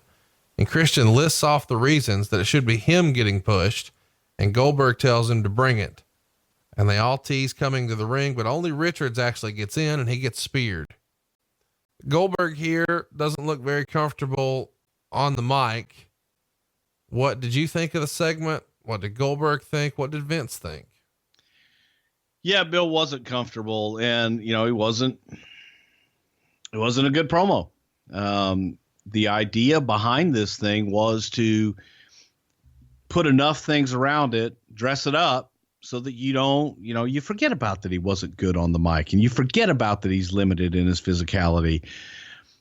And that was the theme going forward. But it was, you tried to give him a few things. You had to give him something. He had to learn somewhere. And unfortunately, he's learning on live TV. So wasn't good. Just wasn't good. Later in the show, Goldberg runs into Booker T and they reminisce about old times. And then we see Booker T versus Christian, and it ends in a DQ, and Rico and 3-minute warning come out and get involved. But Goldberg comes out to make the save, and he jackhammers Jamal and spears Rosie through the barricade. The next week on the May 5th Raw, we see Goldberg versus Christian in a rematch. Rico and 3-minute warning come out, and Goldberg spears them both and then jackhammers Rico and gets the pin. Never mind the fact that Rico wasn't actually in the match. Yes, but he pinned him. Christian hits Goldberg in the back with a chair before running through the crowd. And then Goldberg grabs the mic, but Austin interrupts. Austin's ready to drink, but Goldberg has a problem. He wants to get his hands on Christian. So Austin makes another match between the two of them for the next week, this time inside a cage, and they wind up having a beer bash together. This is kind of cool because, 5 years prior to this, everybody wanted to see Austin and Goldberg in the ring together, and they finally get it here. Yeah, they do. And the sight of those two together was big time. I think that it would have been great to have those two on opposing corners and facing off each other, but this was just as cool. And, as became the theme, to have workers around for Bill to bump and to fly for Bill and distract as much as you possibly could. Hence Christian and getting to the match on Raw with Christian so that he would have somebody to flip and fly and make him look like $1 million. Any consideration to having Austin hit him with the stunner here? It feels normal whenever Austin has a beer bash with somebody's getting a fucking stunner. Why not Goldberg here? God damn it. It'll kill Goldberg. we suggested it, by the way, just for the record, we did suggest it, but he thought it would kill Goldberg. Yeah. I mean, I'd have had him put on the blonde wig first. Nothing wrong with the blonde wig. Worked for Goldust. How did Austin get along with Goldberg when he's in at this point? I mean, Austin's sort of winding down the in-ring career, but he's probably not in the best of moods. They were mistaken for each other all the times in airports, I'm sure. They actually got along pretty good, man. They had met before Goldberg came in. I think they'd done some stuff at some car shows or something, but they had met, they were friendly, and were just two guys working in the same place. Best of my recollection, man, they were good friends. I mean, not good friends, buddies, but they were friendly. They were fine. On the May 12th Raw, we see Goldberg arrive in a black limo, and someone tries to hit him with a car, but misses and hits the limo door. It's kind of weird seeing Goldberg arrive in a limo. Why's that weird? Should he ride in the Barracuda that doesn't start? I was hoping that you guys would have had like a tow truck pull him up in his Barracuda. That would have made more sense. Yeah. That would have been awesome. The main event, of course, is Goldberg and Christian in a cage, and Christian, gets a lot of color in this match. Goldberg, of course, gets the win with the spear and the jackhammer. It does feel a little bit like an odd pairing. Why did you put Christian and Goldberg together and then build towards a cage match on Raw? I mean, it seems, I don't know, sort of out of place at the time. Well, because Jay Riso, aka Christian, is probably one of the best pure workers that there ever was in the business. Tremendous talent, could work with anybody and make anybody look like $1 million. That's the reason he was put in with Goldberg, to make Goldberg look like $1 million. To put him in a cage, that's how we had set it up the week before, by Christian getting away from Goldberg. And now Goldberg was going to get his. Christian had got to him with the chair, and now it was it was a match just to make Goldberg look like a monster. On the May 19th Raw, Austin sets up an interrogation room to find out who tried to run over Goldberg. I don't know. It's so amazing to me that we don't know what to do with Austin now that he's hurt. Hit him with a car. Okay. I was just going to say, it's been 2 years. It's been 2 You run over bald guys with goatees. If you're a fucking bald fucker with a goatee, watch out. They're going to hit your ass with a car. Oh, fuck. Austin interrogates Lance Storm and asked him where he was at on June 25th, 1989. And Storm says, what does that have to do with anything?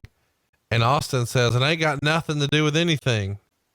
Austin starts laughing and he shines the light on Lance Storm. And eventually Lance admits that he was the driver, but it was an accident. The accelerator stuck and Canadians drive on the other side of the road.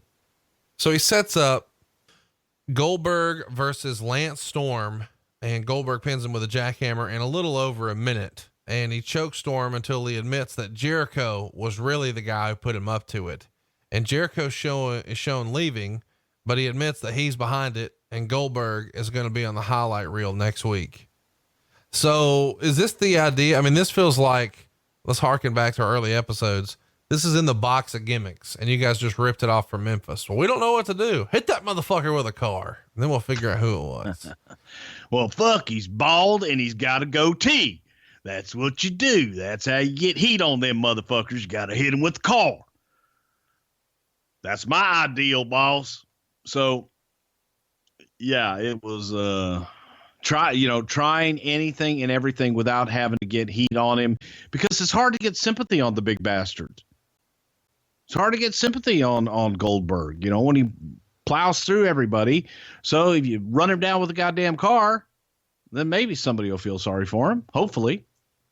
Let's go to the May 26th Raw. Goldberg's back on the highlight reel, and Goldberg is having to sit and listen to Jericho sort of rattle off his accomplishments, that he didn't have the opportunity to face Goldberg in WCW because he wasn't considered a big enough star. So he comes to the WWE and becomes the biggest star ever, the first ever undisputed champion. And he said he'd been waiting 5 years to go face to face with Goldberg, and he would tattoo his name on Goldberg's ass so he'd never underestimate him again. So he challenges him to a match, and Goldberg charges out to the ring, but Jericho bails, of course. They set up a match for Bad Blood here. Both guys accept, and it looks like this is our next pay-per-view. Seems like a natural progression to sort of move to the Jericho match. At this point, the dirt sheets already knew about the backstage skirmish. Does that play something into the booking here? I mean, since people know about it, might as well go with it, right? Well, you go with it, but it was also, Vince knew that Jericho would make Goldberg look good. He knew that Christian could make Goldberg look good. And that was more of the idea behind it. And if people wanted to throw in the reality of the backstage shit, that helps too. How was Goldberg at this point? He's been in a wig. He's had the Barracuda stall out on him. He's had a not so great match with The Rock. He's had a mini feud with Christian. Now he's working with Jericho. Is he pleased with his creative at the time? How is he to deal with? I think that Bill at this point in this stage was paranoid. He had a lot of people in his ear. He was in new surroundings, and he was unsure of himself. And I think that people played up that paranoia, and that they were getting in his head, and he didn't trust anybody, and he was unhappy. And he let everybody around him know that he was unhappy. So it was, Bill pretty much kind of kept to himself, which didn't help with the, hey, hang out with the boys and at least be one of the boys and be out and about. He didn't do that. So that didn't help him out a whole lot either.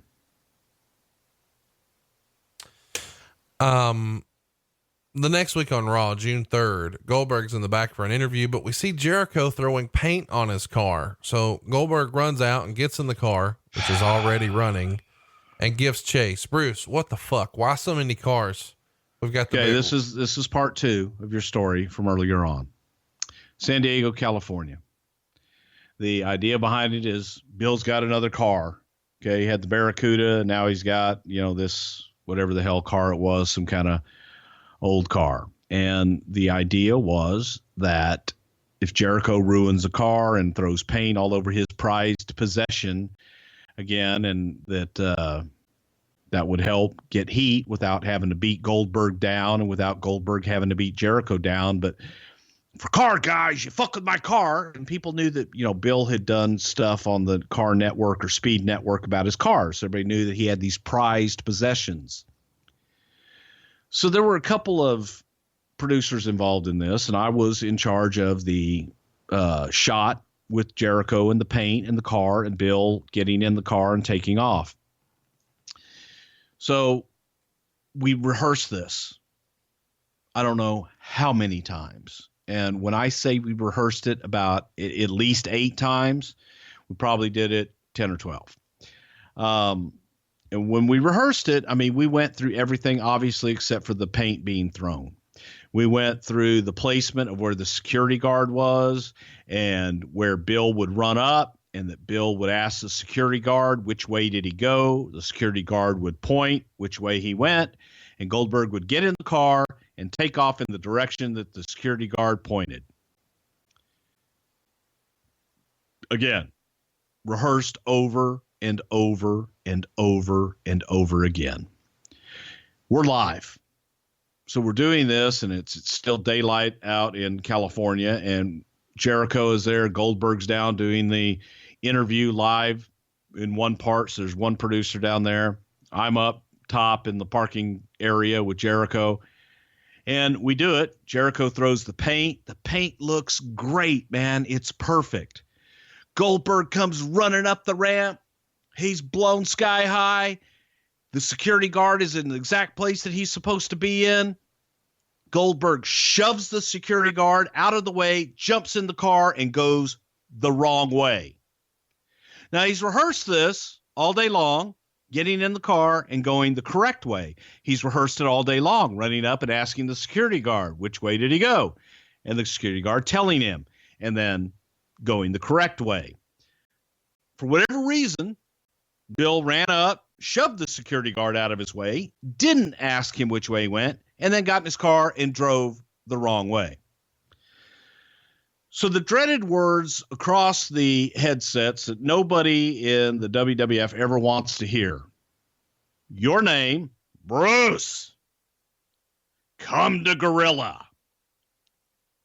And bring everyone involved in that shoot. So I'm walking down the ramp. The producer down at the bottom of the ramp that was doing Goldberg's interview is walking up the ramp. Like, what happened? And I'm like, geez, I said, man, I don't know. Let's go up and find out. So we get up to the gorilla position, and Vince is sitting at the table, and Vince takes his glasses off first, then takes his headset off and says, "What in the fuck was that?" To which there were 4 of us. It was myself, the stage manager, the cameraman, and the other producer. And almost unanimously, we all said, "I don't know." And he's like, "I've got 4 people standing in front of me responsible for 1 shot. And the only answer I get is, I don't know. God damn it, Bruce." I said, "Vince, what? I mean, God damn it, he went the wrong way." I said, "Vince, you were there. We rehearsed it 10 times. There was, he didn't do what he was supposed to do." And Vince looks at me and goes, "You just smeared shit all over the business. You just single-handedly killed Bill Goldberg's career." And I was just looking at him because I have no response to that. I kind of thought for a minute, wow, okay, that's a hell of an accomplishment that in one night I just killed Bill Goldberg's career. And he goes, "There was no security guard there. You didn't have him in position. That fucking bullshit. You didn't have him ready. He wasn't where he was supposed to be." So right about this time, now we're live. So now we're out of commercial break. And on the other side of the commercial, they're showing a replay of Jericho throwing the paint and Goldberg running up. So Vince sees this, and we're going, well, let's see what the fuck happened. And he knows that there was no security guard there. He knows that I fucked up. He's like, go ahead, show me the security guard. Show me where he is. Where is he? And my cameraman, Bubba Dean, points on the screen. And he goes, "Oh, he's right there, boss." And the security guard is standing in exactly the right position, right next to the door. Then here comes Goldberg, and Goldberg pushes him out of the way, and he drives Ego. And I'm standing there and I'm shrugging my shoulders. I got my hands up, and he just looks at me and goes, fuck you, Bruce. Just get the fuck out of here. So that night, I killed Bill Goldberg's career. I'm responsible. Me. Smeared shit all over the business. Yep. Well, that's our most requested story. You teased it, I don't know, maybe a year ago, it feels like, about smeared shit all over the business, and you finally got to tell it. Do you feel better getting out of your system? It feels like it's got to be like cathartic to go through some of this. Sometimes. Still, my favorite part of the entire ordeal was Bubba Dean innocently pointing out the security guard in the shot. When he says, "Where is he? Show me." When he says that, boss. Do you feel like your stomach like go into your throat? Like, oh, that was the wrong thing to say. No, I felt vindicated. I was like, because in my head, okay, here's where I'm at in my head. I'm thinking, God damn it, Bubba. Did you not frame the fucking security guy in there? Right. And then I'm thinking in my head, fuck, did I have the security guard in the right place? I'm putting all the blame on me. I'm blaming myself. I'm blaming Bubba. I'm like, everybody but the talent. And then when we watch the replay and we're vindicated, and I'm like, yeah, all right. But since then, Vince and I have been able to laugh at that little moment. But that was something that we all shared, and it was everybody's looking at me because there were 4 guys there. We all did give him the I don't know, but everything was directed at me. That was my role, man. That was my shit. Let's get to the go home show for Bad Blood. It's June 9th, and we see Bruce take your pills. Thank you. Goldberg takes on Rosie, and Jericho runs in and misses hitting Goldberg with a chair. So Rosie ends up getting hit with a spear and a jackhammer for the pin. And later in the show, we see Goldberg saying he's ready for Sunday's match against Jericho, and Jericho hits him with a chair. So now it's June 15th. It's Bad Blood 03. We're in your hometown of Houston. Goldberg winds up pinning Chris Jericho with a jackhammer in about 11 minutes. And Chris has said after the backstage fight that Goldberg really became friendly with him and even offered to fly Chris on his private plane a few times. So I guess after the fight, they sort of cleared the air, and whatever animosity there was, they got out in their aggression that night. Is that the way you remember it, Bruce, that Jericho and Goldberg got along just fine after the fight? Yeah, they did. What'd you think of this match at Bad Blood? How did Vince feel about it? This is his second major outing like this. He had the one at Payback, and now here. What's he thinking? Better than the first, and kind of feels maybe at this point, that formula is to give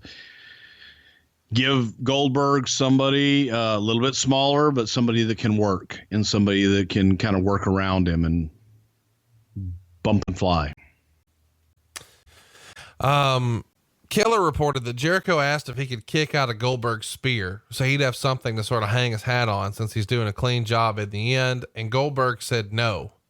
And Jericho pointed out that Rock kicked out of the spear, and Goldberg implied that Jericho wasn't at Rock's level. Do you remember that happening, and did it affect their relationship? I don't know if that happened or not, but I'll ask Chris Jericho. Yeah, just for me, why did Goldberg switch from the traditional black trunks to the black and white short tights? Because he saw himself as a shoot fighter. Okay.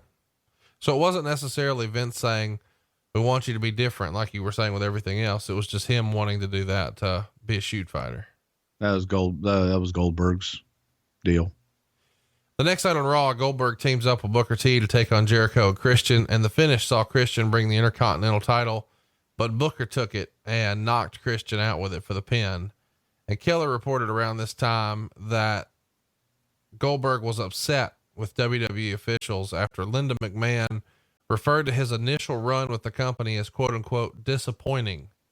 Allegedly, Linda made the comment in response to a question addressed to her by a caller during the company's investor conference call the prior Friday.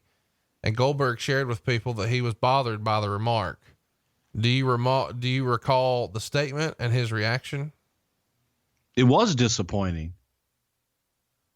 I mean, she was telling the truth. But I do remember Bill being upset. But at the same time, it's like, okay, we were honest. So now make it better. The same week that Keller's reporting that, he's talking about Goldberg protesting the booking of his proposed segments with Jericho on that Go Home edition of Raw for Bad Blood. Supposedly, the company's trying to give Jericho a lot of heat, but he's got friends, he being Goldberg, telling him that high-ranking WWE officials and some members of the writing staff at this point are intentionally sabotaging his character. And other friends have told him that since the day he arrived in the company, and he blew off those suggestions early. But allegedly, the week before Bad Blood, he's starting to believe some of those rumors and question management when he feels like his character is being misused. Do you remember the Bad Blood time, June of 2003 being about when Goldberg started to develop maybe a chip on his shoulder or sort of become a little more paranoid? No, I think Bill had a chip on his shoulder walking in the door. And I think that people that were telling him all this stuff were stirring him up. And poking that bear and telling him everything, just trying to get him paranoid and getting him riled up. And it was working. There was nobody out to get Bill. We wanted Bill to get over. We wanted it to work. So, when you hear that stuff, and especially from the creative side, yeah, we want to sabotage you, Bill. We want to waste all of this television time and all this pay-per-view time because we want to sabotage you because we don't like you. We want to waste all this creative energy and all this time because we think it sucks, Bill, but we want to do it to fuck with you. It's just illogical. Stupid. Right. Keller would write, the rap on Goldberg behind the scenes is that not many wrestlers are feeling bad about his failure to catch fire. He keeps to himself for the most part. Quote, he doesn't go out of his way to say hi. I sense he doesn't care about the business, about camaraderie with the boys, or fitting in, says one wrestler. Would you say that's a fair assessment, that he was really just there for business and he was not there to sort of make friends? Very accurate. And that didn't help him. That didn't help him at all. He was friends with the guys that he had been friends with from WCW and really didn't go out of his way to make new friends. He kept to himself, but he's a loner. He got a quick win over Rodney Mack on June 23rd. So it feels like you guys are sort of going back to the formula that you knew WCW had that worked. On June 30th, he's supposed to face Lance Storm, but Rodney Mack jumps him from behind and causes the match to not happen. And he misses Raw on both July 7th and 14th. But on the 21st, Evolution's in the ring after Randy Orton beat Val Venus, and Goldberg comes out and talks about Triple H not looking invincible and tells him he's next. Was keeping him off those couple of weeks by design, just to sort of give the fans a break? Did you guys not have anything for him creatively? Was he injured? Did he have a personal thing? Do you recall? I think that he was injured. I think he just needed some time off to kind of nurse a little nagging injury and get something done. So it was like, well, let's take him off a couple of weeks and not really mention it, not make a big story out of it. Allegedly, they have their first match in San Jose, California, and Keller would report that Triple H won and Goldberg didn't put in a very promising performance either. Quote, nor did he conduct himself in a manner that endeared himself to management or refuting claims that he lacks the maturity necessary to be a reliable top player. He did the job as ordered by management, although only via a quick schoolboy after a distraction by Randy Orton. Afterwards, he didn't seem pleased, shrugging off the loss and returning immediately to the back without playing to the crowd, which was lukewarm at best towards him. Quote, Goldberg didn't react at all to the fans during the match or after and left as soon as he could. A rabid Goldberg clad lady looked heartbroken when Goldberg walked right past her and didn't even acknowledge her presence. There were intense Goldberg chants at the start of the match, but Triple H got the louder pop. And this is the first time that these guys have had a match. The usual Hunter ducks the first spear. Later, Goldberg has Hunter covered for the 3, but the ref's knocked down. Eventually there's a low blow and a pedigree. But a schoolboy gets the job done. This is not a heavily publicized match. Of course, they're not doing this in front of a major crowd. Is the idea here just to sort of work the bugs out? Yeah, it was to get them in the ring together and kind of feel each other out. You want to have them work together a few times in front of a crowd before you're going to go to a pay-per-view with them. Lots of questions, about how these guys are going to get along. Was Hunter sort of giving reports to the office? We used to hear that Sean Waltman was the measuring stick, and he'd come back through the curtain and say, that dude's legit or he ain't got it. What's the rap here? Do you recall any sort of feedback from their first singles match, Hunter and Goldberg? I don't think anybody was really pleased with it. I wasn't there, but people were like, man, it's going to be rough because Hunter ain't going to be somebody that's going to just, flip and fly and bump all over for him. So it's going to be rough and not a lot of high hopes there. Goldberg doing a job on a house show. Does that make sense? Well, Hunter was a champion. So yeah. You want to switch the title on the house show? Well, you've said on this show a lot of times that you do that because you give them an attraction and you build. It's just amazing to me that when it happens, it was the right call. And when it didn't happen, it was the right call. Goddamn right. It's amazing. I love you. But you could have the right call, Conrad. You could have had the match be non-title, sir. Those non-title matches do exist. Yeah. They don't draw. They don't mean shit. Oh yeah. The titles will draw in 2003. Yeah. Let's go to the July 28th Raw. They're doing a clip here of the press conference that shows Triple H and Goldberg being announced as the Raw main event of SummerSlam, which is going to go down at the Staples Center. And this Raw does a pretty good rating of 4.0. Later in the show, Goldberg beats Stevie Richards in about a minute. And after the match, Evolution comes out with Triple H talking about how that was an impressive win against Stevie Richards. And Triple H isn't Stevie Richards, and that's not how things are going to go at SummerSlam. And Goldberg wants to fight him right now, but Triple H doesn't want it at this time. So Flair tells Goldberg to pay attention. So Goldberg is ready to fight Flair instead. And Bischoff comes out and says it'll happen next week. There were rumors in the dirt sheets at this time that you guys were actually considering pulling Goldberg out of the SummerSlam match and dropping Mick Foley in. But Mick allegedly wanted to hold off the return for WrestleMania 20. Can you confirm some rumor and innuendo that Foley was considered as the main event against Hunter here instead? I don't know that Mick was considered as the main event there, but Mick was being talked to at the time about coming back. So that's probably where a lot of that rumor and stuff got out, because Mick was talking about coming back and doing some different things. So the fact that he's talking, what do we do with Mick? And probably a lot of what if scenarios floated out there. After this episode of Raw goes off the air, Triple H wrestles Goldberg in a dark match for the crowd, and he suffers a severely strained groin during the match. It feels like everything Goldberg's touching right here is snake bit. Is that fair to say? Yes. Bad. On the August 4th Raw, we see the first one-on-one match between Goldberg and Ric Flair here in the WWF.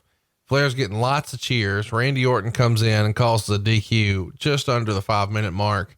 Michaels comes in, and then Jericho and Nash also come down. So Austin comes in and changes the main event at SummerSlam from Goldberg versus Triple H to now a 6-man Elimination Chamber match with Triple H defending against Goldberg, Nash, Michaels, Orton, and Jericho.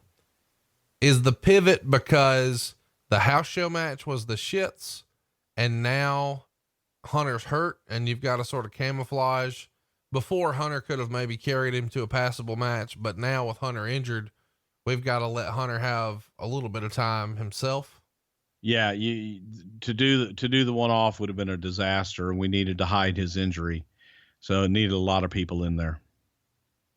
Whose idea is it to, well, what about, in my head, y'all are like, well, what if Kevin Nash comes down? And then somebody else says, well, what about Shawn Michaels? And then you start adding and you start dressing it up. So you put the workers in around it, and you protect Hunter, who's injured. You protect Goldberg, who maybe not shine in a one-on-one match, and dress it up as much as you can. Smoke and mirrors. On the August 11th Raw, we see Goldust try to get Lance Storm dressed up as Goldberg to ask Molly Holly out. Who booked this shit? What's wrong with that? Then we see Kevin Nash and Shawn Michaels discuss the Elimination Chamber strategy. Goldberg joins them at the end. And then the main event, we see a rematch of Goldberg and Ric Flair. Orton is the ref, and Goldberg gets the pin on Flair. And then Michaels does a run in. Was Rick at all concerned about working with Goldberg? I mean, he's obviously in advanced ages here, and he's working with a guy who doesn't exactly have a reputation for being the smoothest worker. I don't think that Rick was really concerned about it, because Rick could control the pace, and Rick kind of felt that he could get something out of him. And it was orchestrated in a way that wasn't going to be dangerous for Rick. So I don't know that Rick was concerned at all. It's worth mentioning Goldberg walked out of a storage closet for that match. That was his dressing room.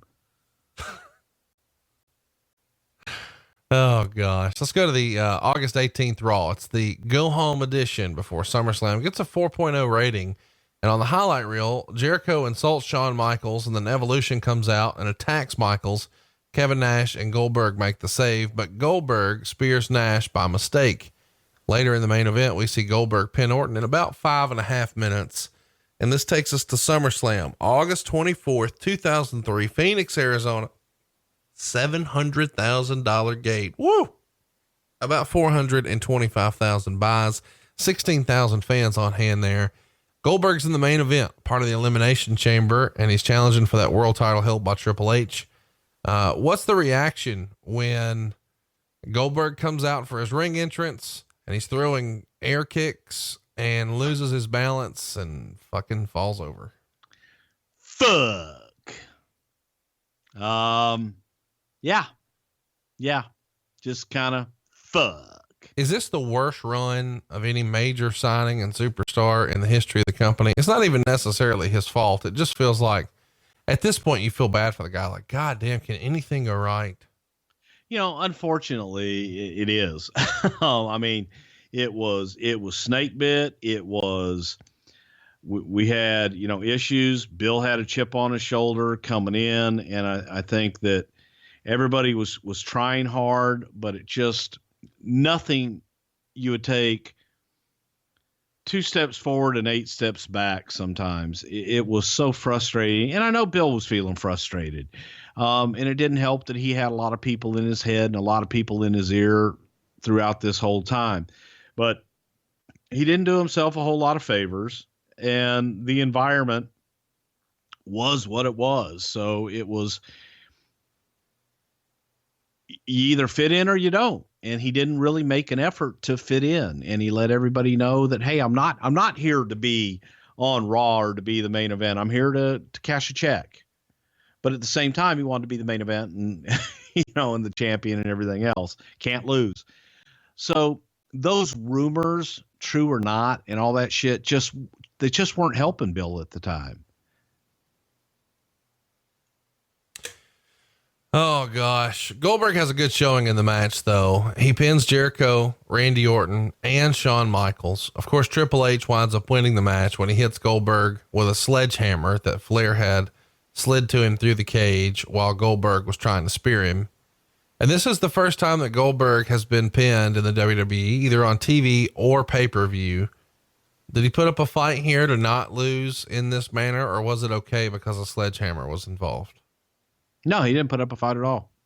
Sets up a rematch, of course, for the next month's pay-per-view. The next night on Raw, Goldberg comes out and challenges Hunter to a match, and Hunter with Flair and Orton came out and talked trash to Goldberg. Hunter agrees to a title match at Unforgiven as long as Goldberg agreed to retire for good if he lost. And the rumor and innuendo is that Goldberg was supposed to squash Test on this show, but Goldberg nixed that, feeling he needed to sell the previous night's injury instead. Do you remember that? I actually do. And that was his feeling, and it was the right thing to do. On September 1st, Triple H does a promo about being a real wrestler and Goldberg was a marketing illusion. And then Goldberg walked up to Hunter and vowed to kick his ass at Unforgiven. In the main event of that show, we see Goldberg teaming with Maven. There's a blast from the past, and Shawn Michaels to beat Hunter, Orton, and Flair when Goldberg pinned Orton at 11 minutes and 22 seconds. Bruce, what's your favorite Maven match? See, you're being a smart ass right now, but my favorite Maven match was with The Undertaker. When he eliminated him at the Royal Rumble? Yeah. And then they had a match and, he looked like $1 million. And that was one of those where you thought for a second, oh my God, we may have something here. He's young, he's bald, he's got a goatee. He just had a great match with The Undertaker. Hit him with a car! Hit him with a car! Thank you for that. It was a spoon fed, but it was a great match. And we were having some high hopes for Maven maybe to break out and do something, but just never happened. I was at the next show, September 8th, here in Huntsville, Alabama. Goldberg was in a tag match with Randy Orton against Hunter and Rick. Obviously that did not go Goldberg's way. Let's go to September 15th. This is the go home show for Unforgiven from Columbia, South Carolina. And they start the show by showing Goldberg pinning Hogan on Nitro from the Georgia Dome. And the end of the show sees Hunter cutting a promo on Goldberg. Of course, Goldberg winds up coming out and beating up Triple H to end the show. And now we've got our rematch with Hunter and Goldberg. It's Unforgiven, September 21st in Hershey, Pennsylvania, $560,000 gate. And eventually Goldberg won the match with a spear and a jackhammer, 14 minutes and 42 seconds in. And WWE even publishes a story about Goldberg's commitment to WWE and fitting in with the other wrestlers. Quote, "It has been rocky," Goldberg said. "The whole situation's been rocky. Whether I came here with the WCW stigma or whatever it may be, differences of opinion between myself and the office, the boys or whatever. And that's all in the past. It just took a little bit of time to iron all that stuff out. I'm very pleased to be a part of the team, and I do consider myself part of the team. I'm just honored to be here. I'm very comfortable now, whereas I felt like an outsider before." And Goldberg said being given the WWE title reign opportunity has given him, quote, "a little bit of confidence that I'd lost. I'd be the first to admit that." What do you make of Goldberg's comments here to WWE.com? I think he was being politically correct, but it's all true. I mean, that's pretty much how it all shook out. So you guys go from, he's working with Christian and Rodney Mack and Stevie Richards and in a wig, and now he's world title. If you guys were saying publicly to investor calls with the McMahon, hold the microphone, hey, this has been disappointing, and The Rock wanting out of it, and the house show reports being that the match with Hunter's not good, why give him the fucking world title? Trying something else. Does Hunter, assume this is one of those give him enough rope, he'll hang himself deals? No, we're trying something else, trying to make it work. And, all those things were disappointing, but you don't give up. And we had him for a year. So we're trying to make the most out of it. You can't just give up and say, fuck it. Didn't work. You got to keep working with talent and hope that they get it. September 22nd on Raw does a 3.6. Goldberg's out early to celebrate his world title win, and Austin comes out and says there isn't too much in life that makes him happy. That's drinking beer, middle fingers, 4-letter words, the United States Armed Forces. But last night, Goldberg made him happy too by becoming the world champ. And Austin says he's going to drink to that. And Bischoff interrupts and gets a standing ovation from Coach and Snow. And Bischoff takes credit for creating Goldberg and then is speared for his trouble. The main event is going to be Goldberg defending the world title against his old friend, Chris Jericho, and Bischoff is the ref on the outside of the ring. The finish comes when Goldberg gorilla presses Chris into a spine buster and Bischoff pulls the referee out at 2. Jericho hits a low blow and a lion salt. Bischoff counts 2 before Austin pulls him out and punches him. Goldberg hits the spear and a jackhammer. There's your pin. This is probably one of his best matches up to this point in the company. Wouldn't you agree, Bruce? You're right. Yeah, it really and truly is. Look who he's in there with. And we had a lot of gaga around it. One of my favorite angles in wrestling to go back and watch is when Harley Race put the bounty out for $100,000. And you guys recreate that the very next week here. The September 29th Raw from Chicago, Triple H announces a $100,000 bounty on Goldberg. Very old school wrestling angle. This is borrowed directly from Harley Race, is it not? I'm the greatest champion walking God's green earth, and I will offer you 100,000 sandwiches if you can take out Dusty Rhodes. Yeah, good old school shit, man. Offer money to take somebody out. Put a bounty on him. I don't know who suggested that, but hey. The October 6th edition of Raw, La Resistance attacked Goldberg, and he beats all three of them up. And in the main event, he beats Mark Henry by DQ when Rodney Mack interferes, and then Goldberg accidentally spears Shawn Michaels. And then Goldberg again is making some waves when he makes an appearance on the website, this time on Bite This. He goes and does this on October 2nd. And when he's asked if he's more comfortable now than he was when he first debuted in April, no question, there's a feeling period that I had to get acclimated, not only to the situation, but to the people and events. And the business itself is totally different from where I come from. What I did in the past can in no way, shape, or form compare with what I'm dealing with now. As to whether or not he would continue once his contract expires, he said, in a perfect world, yeah, that would be a good situation. But what I do is take it day by day. Ideally, yes, I'd like to be here, but things can change and who knows what the future holds. So that'll just have to be an obstacle to be crossed when we come to it. On working with Vince, he says, in the beginning, it was standoffish. There's a very hesitant feeling out period, I think. In all honesty, I look at him not only as a boss, but also as a friend. He's totally different than what I would have imagined. His passion for the business is unmatched by anyone who I've ever seen. And I think that shows with the success he's had. I'm just very appreciative that he had the confidence in me to be an integral part of the program. As to whether or not there was heat with him and Triple H, truth is I don't like the guy, and I enjoy wearing the belt that he so graciously called his own, because in reality, it was mine first.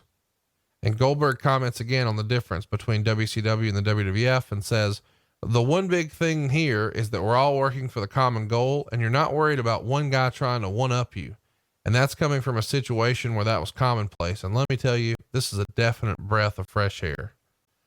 And somebody decides to call in and ask Goldberg if Chris Jericho got the better of him in the backstage skirmish. And he says, oh yeah, he kicked my ass. And then he says, you know what? Honestly, that's between he and I. There's a lot of heat between us stemming back to the WCW days. Any situation that we ended up in was purely because I didn't want to kill the guy, especially on my second week back in the business in a place where it was going to take me a while to get acclimated to. What do you make of those comments? He sort of can't help himself here about the Jericho shit, can he not? You know, it was all great till you get there, and you could have just left it at, you know what? That's between he and I, and leave it.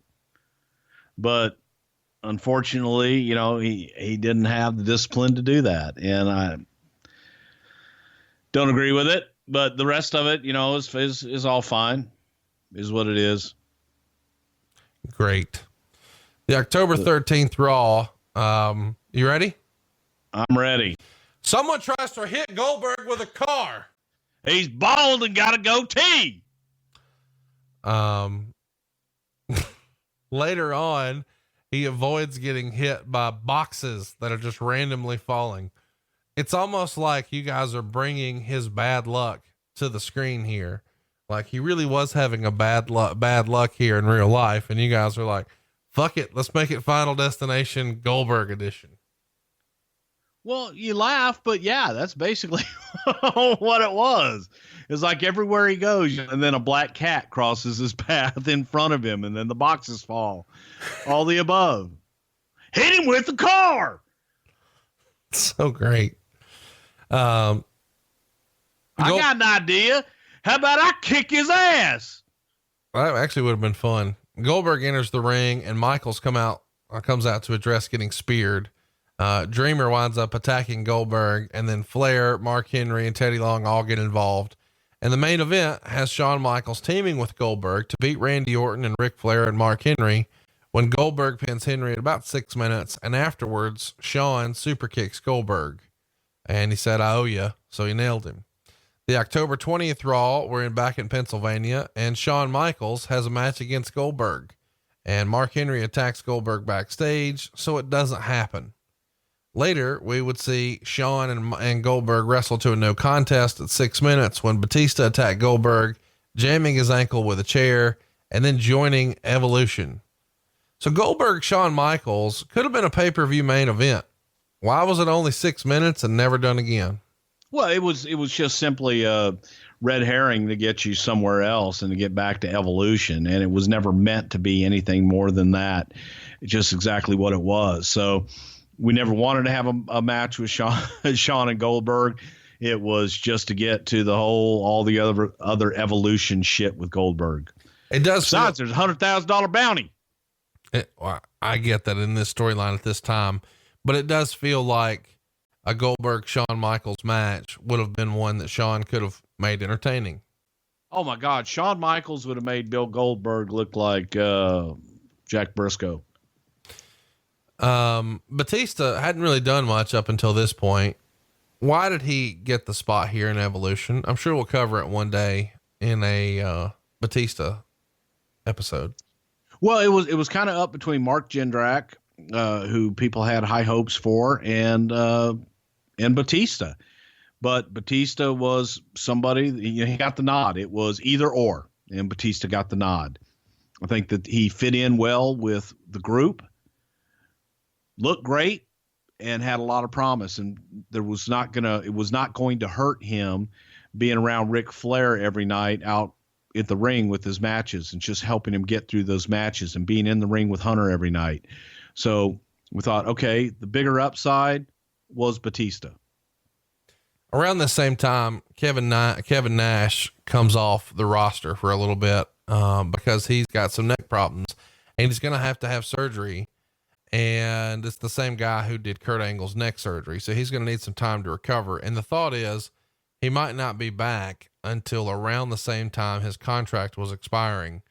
When Kevin Nash was having to leave here for surgery, was there any concern that he may have positioned this to where he could guarantee himself another contract? Because I know lots of people, at least the dirt sheet readers, think that Kevin Nash really knew how to pick his spots. Or was this a legitimate injury that you guys were aware of? It's just really bad timing. Well, he did have a legitimate injury. Sure. I think that, I think Kevin knows how to pick his spots. There you go.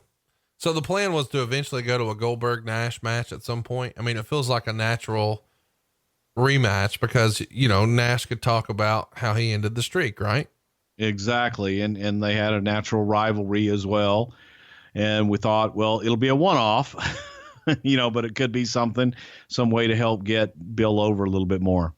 Goldberg wasn't on the October 27th Raw, selling the ankle injury from Batista, but he is back on the November 3rd Raw, and Austin is out to call out Batista, and Batista and Ric Flair then come out and attack Austin, and Goldberg returns to make the save.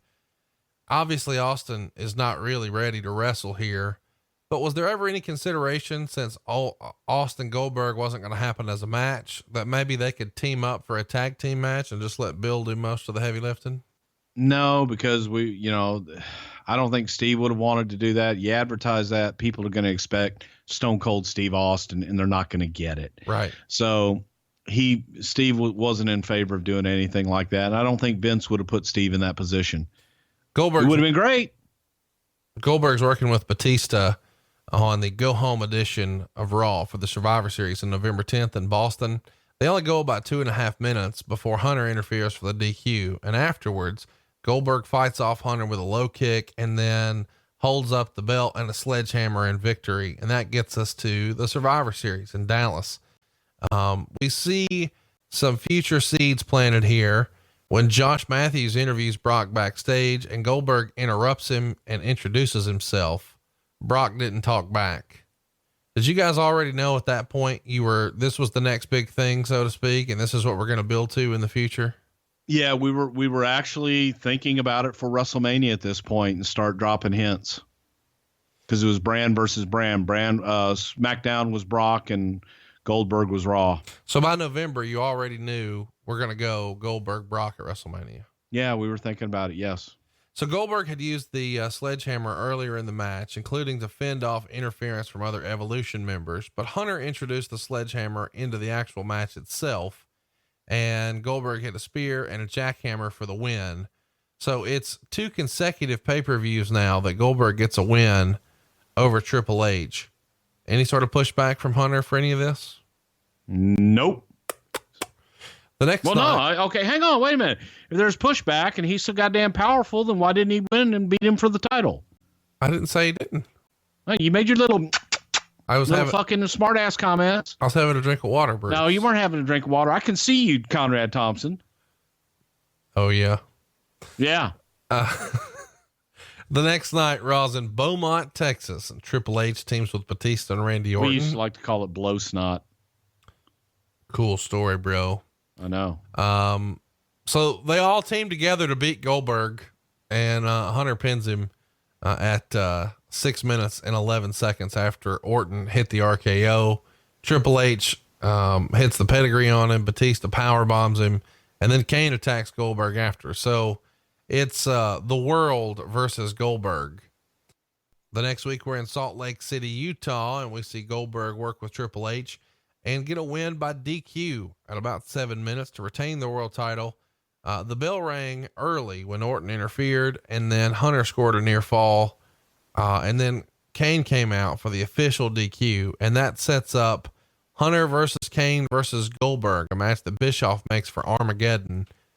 Why the fuck is Kane involved in this? This feels like it's totally out of left field. Would this have originally been Kevin Nash, but plans changed because of his injury? I believe so. And it was, we wanted to get somebody else in there. And, Kane is one of those utility guys that you can always put him in a top spot and people are going to buy it. Well, they start working house shows together. And most of those matches wind up in a DQ when Orton and Batista interfere. The December 1st Raw is in Sacramento, and we see Goldberg challenge Hunter or Kane, and Bischoff comes out and says he's the boss. He'll make the matches. When all of a sudden, Mick Foley makes a surprise return and announces that Linda McMahon had hired him as a consultant, and he's appointing himself as co-GM. So of course that means we're going to shake up what the main event is here. RVD and Goldberg team with Shawn Michaels to beat on Randy Orton, Batista, and Kane when RVD pinned Orton after about 13 minutes and 52 seconds. And after the match, Foley announces that the Raw main event next week is going to be Goldberg versus Kane. And that goes down in Anaheim, California. And it's our go home edition of Raw before Armageddon. They go about 5.5 minutes and Goldberg gets the win by DQ. Lots of interference again. Is this not the most formulaic booking ever at this time? Like lots of fucking run-ins and DQs and main events. Is there not? Called protection. Yes. But I mean, if you do it every week, it gets a little bit like, well, we can skip that, right? Well, you want to get to the pay-per-view and hope you can have a decisive victor at the pay-per-view. Armageddon goes down December 14th, 2003 in Orlando, and Goldberg would defend the title against a triple threat of Kane and Triple H. And the finish saw Kane chokeslam Goldberg, and then Batista pulls him out of the ring and Triple H pins him to win the world title at 19 minutes and 30 seconds. We're going to get to Goldberg's reaction to losing after we talk about the following night's Raw. Did Triple H want this to be a singles match, or why is this a triple threat? Is this some sort of way of protecting Goldberg? Talk me through this. Well, like I said, I think we originally had Nash involved in this thing, and it was kind of a hodgepodge and getting everybody involved in this. So it was kind of a pig fuck from the beginning. But no, I don't remember Triple H ever wanting it to be a singles match. It was like, let's just get the fuck through it. The next night, Raw's in Tampa, Florida, and Coach tries to interview Goldberg, but Goldberg beats him up. And La Resistance complain about Rock mocking him. What? But we are going to go back and talk about what took place after that match. Yes. In the dressing room. Okay, good. Because I was there for that. Well, let's just do it now. Okay. Go ahead. Well, no, after the match, everybody's finished up, and I'm walking down the hallway, and I want to say Kane was in front of me and Hunter was behind me. think Michael Hayes may have been there or something.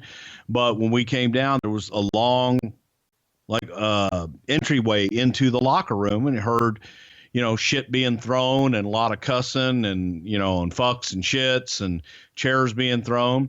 And so when I came around the corner, Kane's standing there, and Goldberg is throwing shit in the dressing room and going nuts. And Hunter came right around the corner. And when Goldberg saw Hunter and Kane standing there, and Hunter walked right up to him and says, he goes, "Is there a problem? Do you have a problem with the match? You got a problem with us? What's the problem?" And Bill was like, no problem. Hey, thank you for the match. And that was it.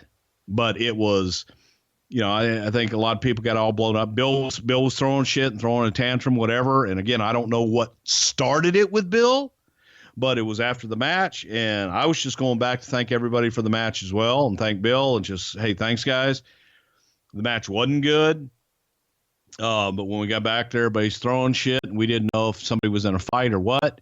But came around, and Hunter walked right up to him. I mean, is there a problem? I was like, no, thank you for the match. Shook his hand, and everybody walked away. Let's talk about Raw the next night for a minute, and then we'll come back again. The reason I wanted to cover what happened at Raw is Coach tries to interview him. He beats him up. La Resistance complains about The Rock mocking him last week. Goldberg charges the ring, beats him up, breaks the French flag over his leg, parades around with a U.S. flag, and then Goldberg is deactivated from the roster for 30 days by Bischoff in storyline. In real life, the suspension was because of what happened the night before. Yeah, Vince was not happy about it, and Vince told maybe Bill, you need to take some time off. So I don't know, it was necessarily a suspension. And if it was, I didn't know about it, but Vince wasn't happy about it and had to talk with Bill and said, you know what? Take some time off. Killer described him as a raging maniac and said that he threw a table, and a lot of management was considering this quote unquote strike two, in the sense that if he had another outburst like this, he might be sent home even before the contract expires. Of course, outburst number one is the whole Chris Jericho incident. Do you believe that this was strike two for him? Yeah, I do. And it was, it was kind of reverting back to and the feeling was, hang on, Bill, you dropped the title, which is a fictional deal. And for whatever reason, you're back there throwing shit and destroying dressing rooms and cutting promos and all this shit. And when confronted, it's like, hey, thank you for the match. It was unprofessional on his part.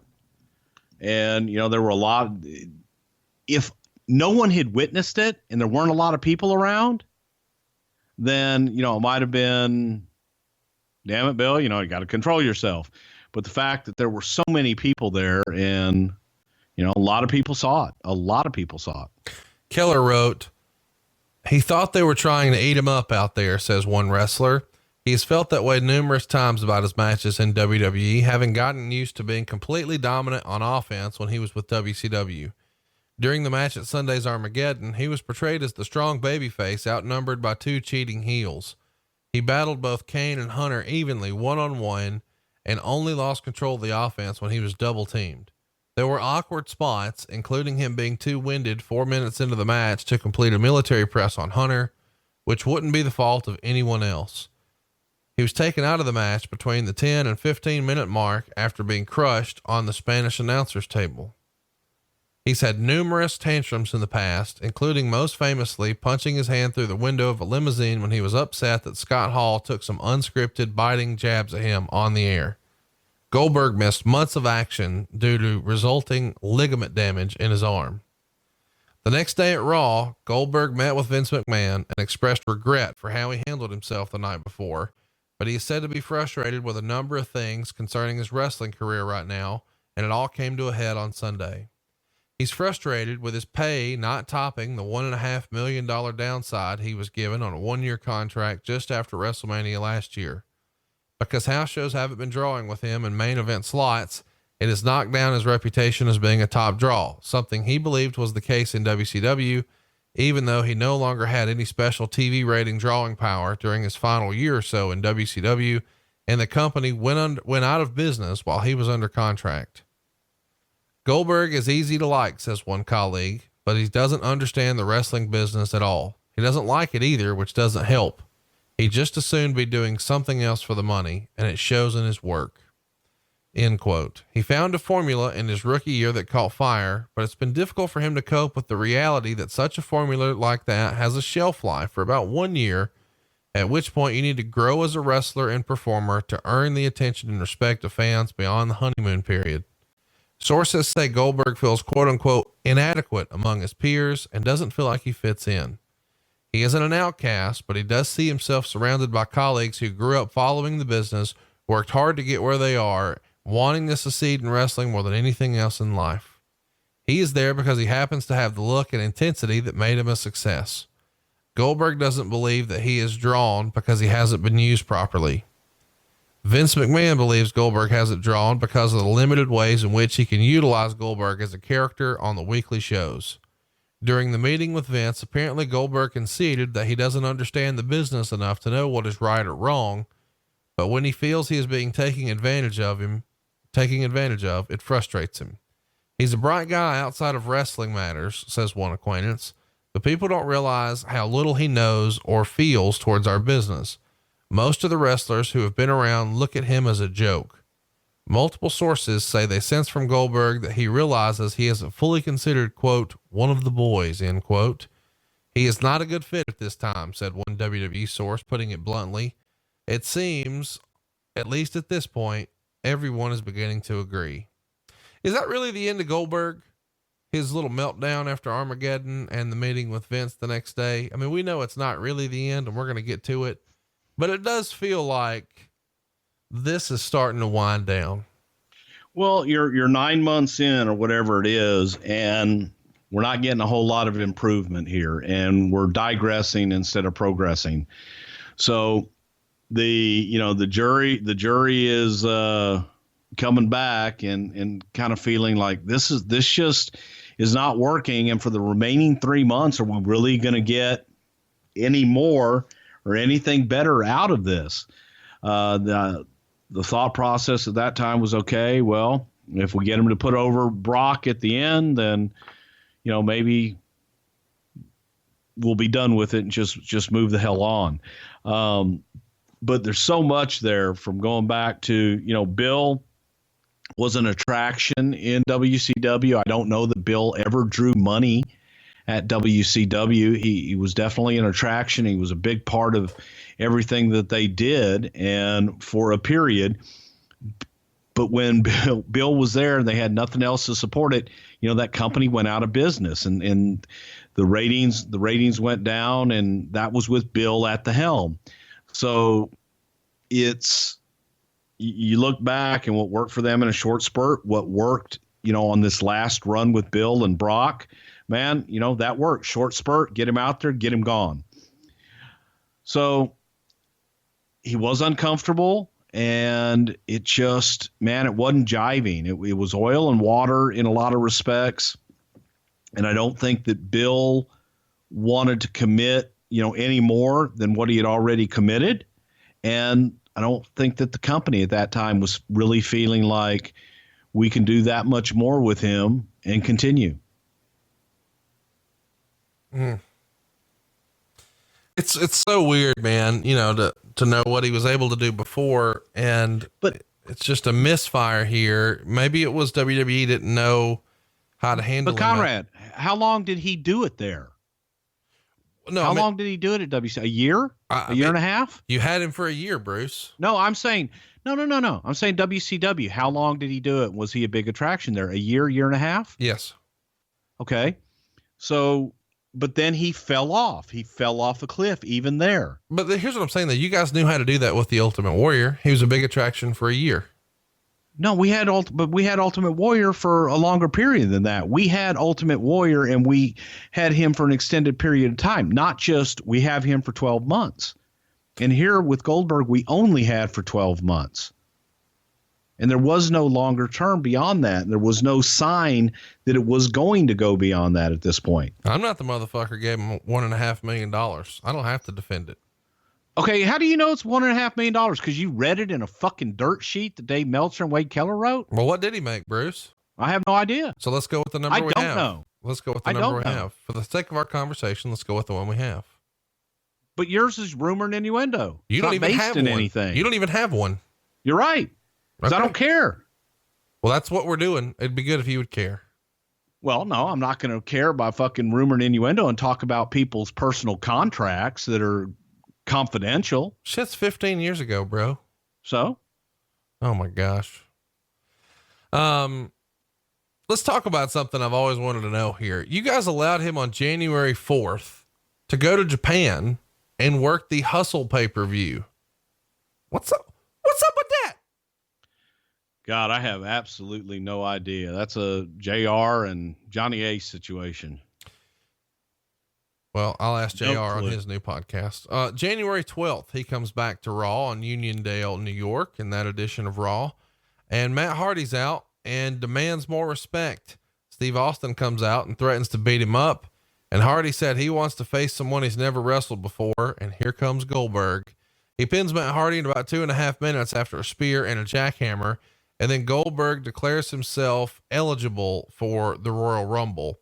Scott Steiner runs into Goldberg backstage and tells him he's winning the Royal Rumble and challenges him to a match the next week in Green Bay, Wisconsin. There we would see Goldberg beat both Test and Scott Steiner in a 3-way when Goldberg hit Test with a spear and a jackhammer at 6 minutes and 56 seconds. Did you guys see maybe something you could do with Goldberg and Scott Steiner right away? Who was a proponent of that? I don't think anybody was a proponent of that. It was just a one-off. And maybe make a little interest off of the, the old WCW. Maybe there's a little bit of a rivalry there, but it was nothing more than that. Royal Rumble 04, Philadelphia. Terry is interviewing Goldberg backstage and she asks him how it feels to be number 30. Before he gets a chance to respond, Brock Lesnar interrupts and Goldberg doesn't even get to say a word. And Brock says, no one cares what number he is. So at this point, you guys have already sort of set in stone. We're definitely doing Brock and Goldberg at WrestleMania. Did you know at this point that Brock was done as well? I don't think we knew Brock was done as well. I think Brock in February came to us with his, I want to go play football. So at this point, we were still looking at doing Brock and Goldberg at WrestleMania and Goldberg getting Brock over. Goldberg says he's going to win the Rumble and then regain his title and adds, ain't that right, Hardcore? Looking over Brock's shoulder, and Brock jumps and turns to see if Hardcore Holly's behind him. He's not. It was a trick. And it was a nice subtle way to give Holly his heat back after the clean loss earlier, showing that even though Brock won, he still fears him. So Goldberg said, some people have the nerve to call Mick Foley a coward. I don't think so. I mean, it feels like at this point, if you guys needed some creative, Hollywood had an idea, right? Damn right. I got an idea. How about I beat you both? Goldberg comes in at number 30. He eliminates Nunzio, Charlie Haas, John Cena, and Billy Gunn. Lesnar comes in, gives him an F5. And when Goldberg's yelling at him, Angle comes in from behind and throws him out. So this is, destined to be here. The fans were even yelling, Goldberg and Brock back when his debut happened in 2002. Did you guys sort of have that as a dream WrestleMania match all along? Like when you first brought him in, did you have a Brock Goldberg WrestleMania moment sort of in the back of your mind when he first comes in? Absolutely. You had, the obvious ones. You had Goldberg Austin, you had Goldberg Rock, and then you had Goldberg versus Brock, and the two big bulls finally colliding. And that was something that we wanted to get to. So WrestleMania was the place for it. The next night on Raw, Kane and Goldberg ends in a no contest when the lights go out and the smoke fills the ring. It's really just a tease for the Kane Undertaker match though, for 20. Later in the show, Austin gives Goldberg a ticket to No Way Out.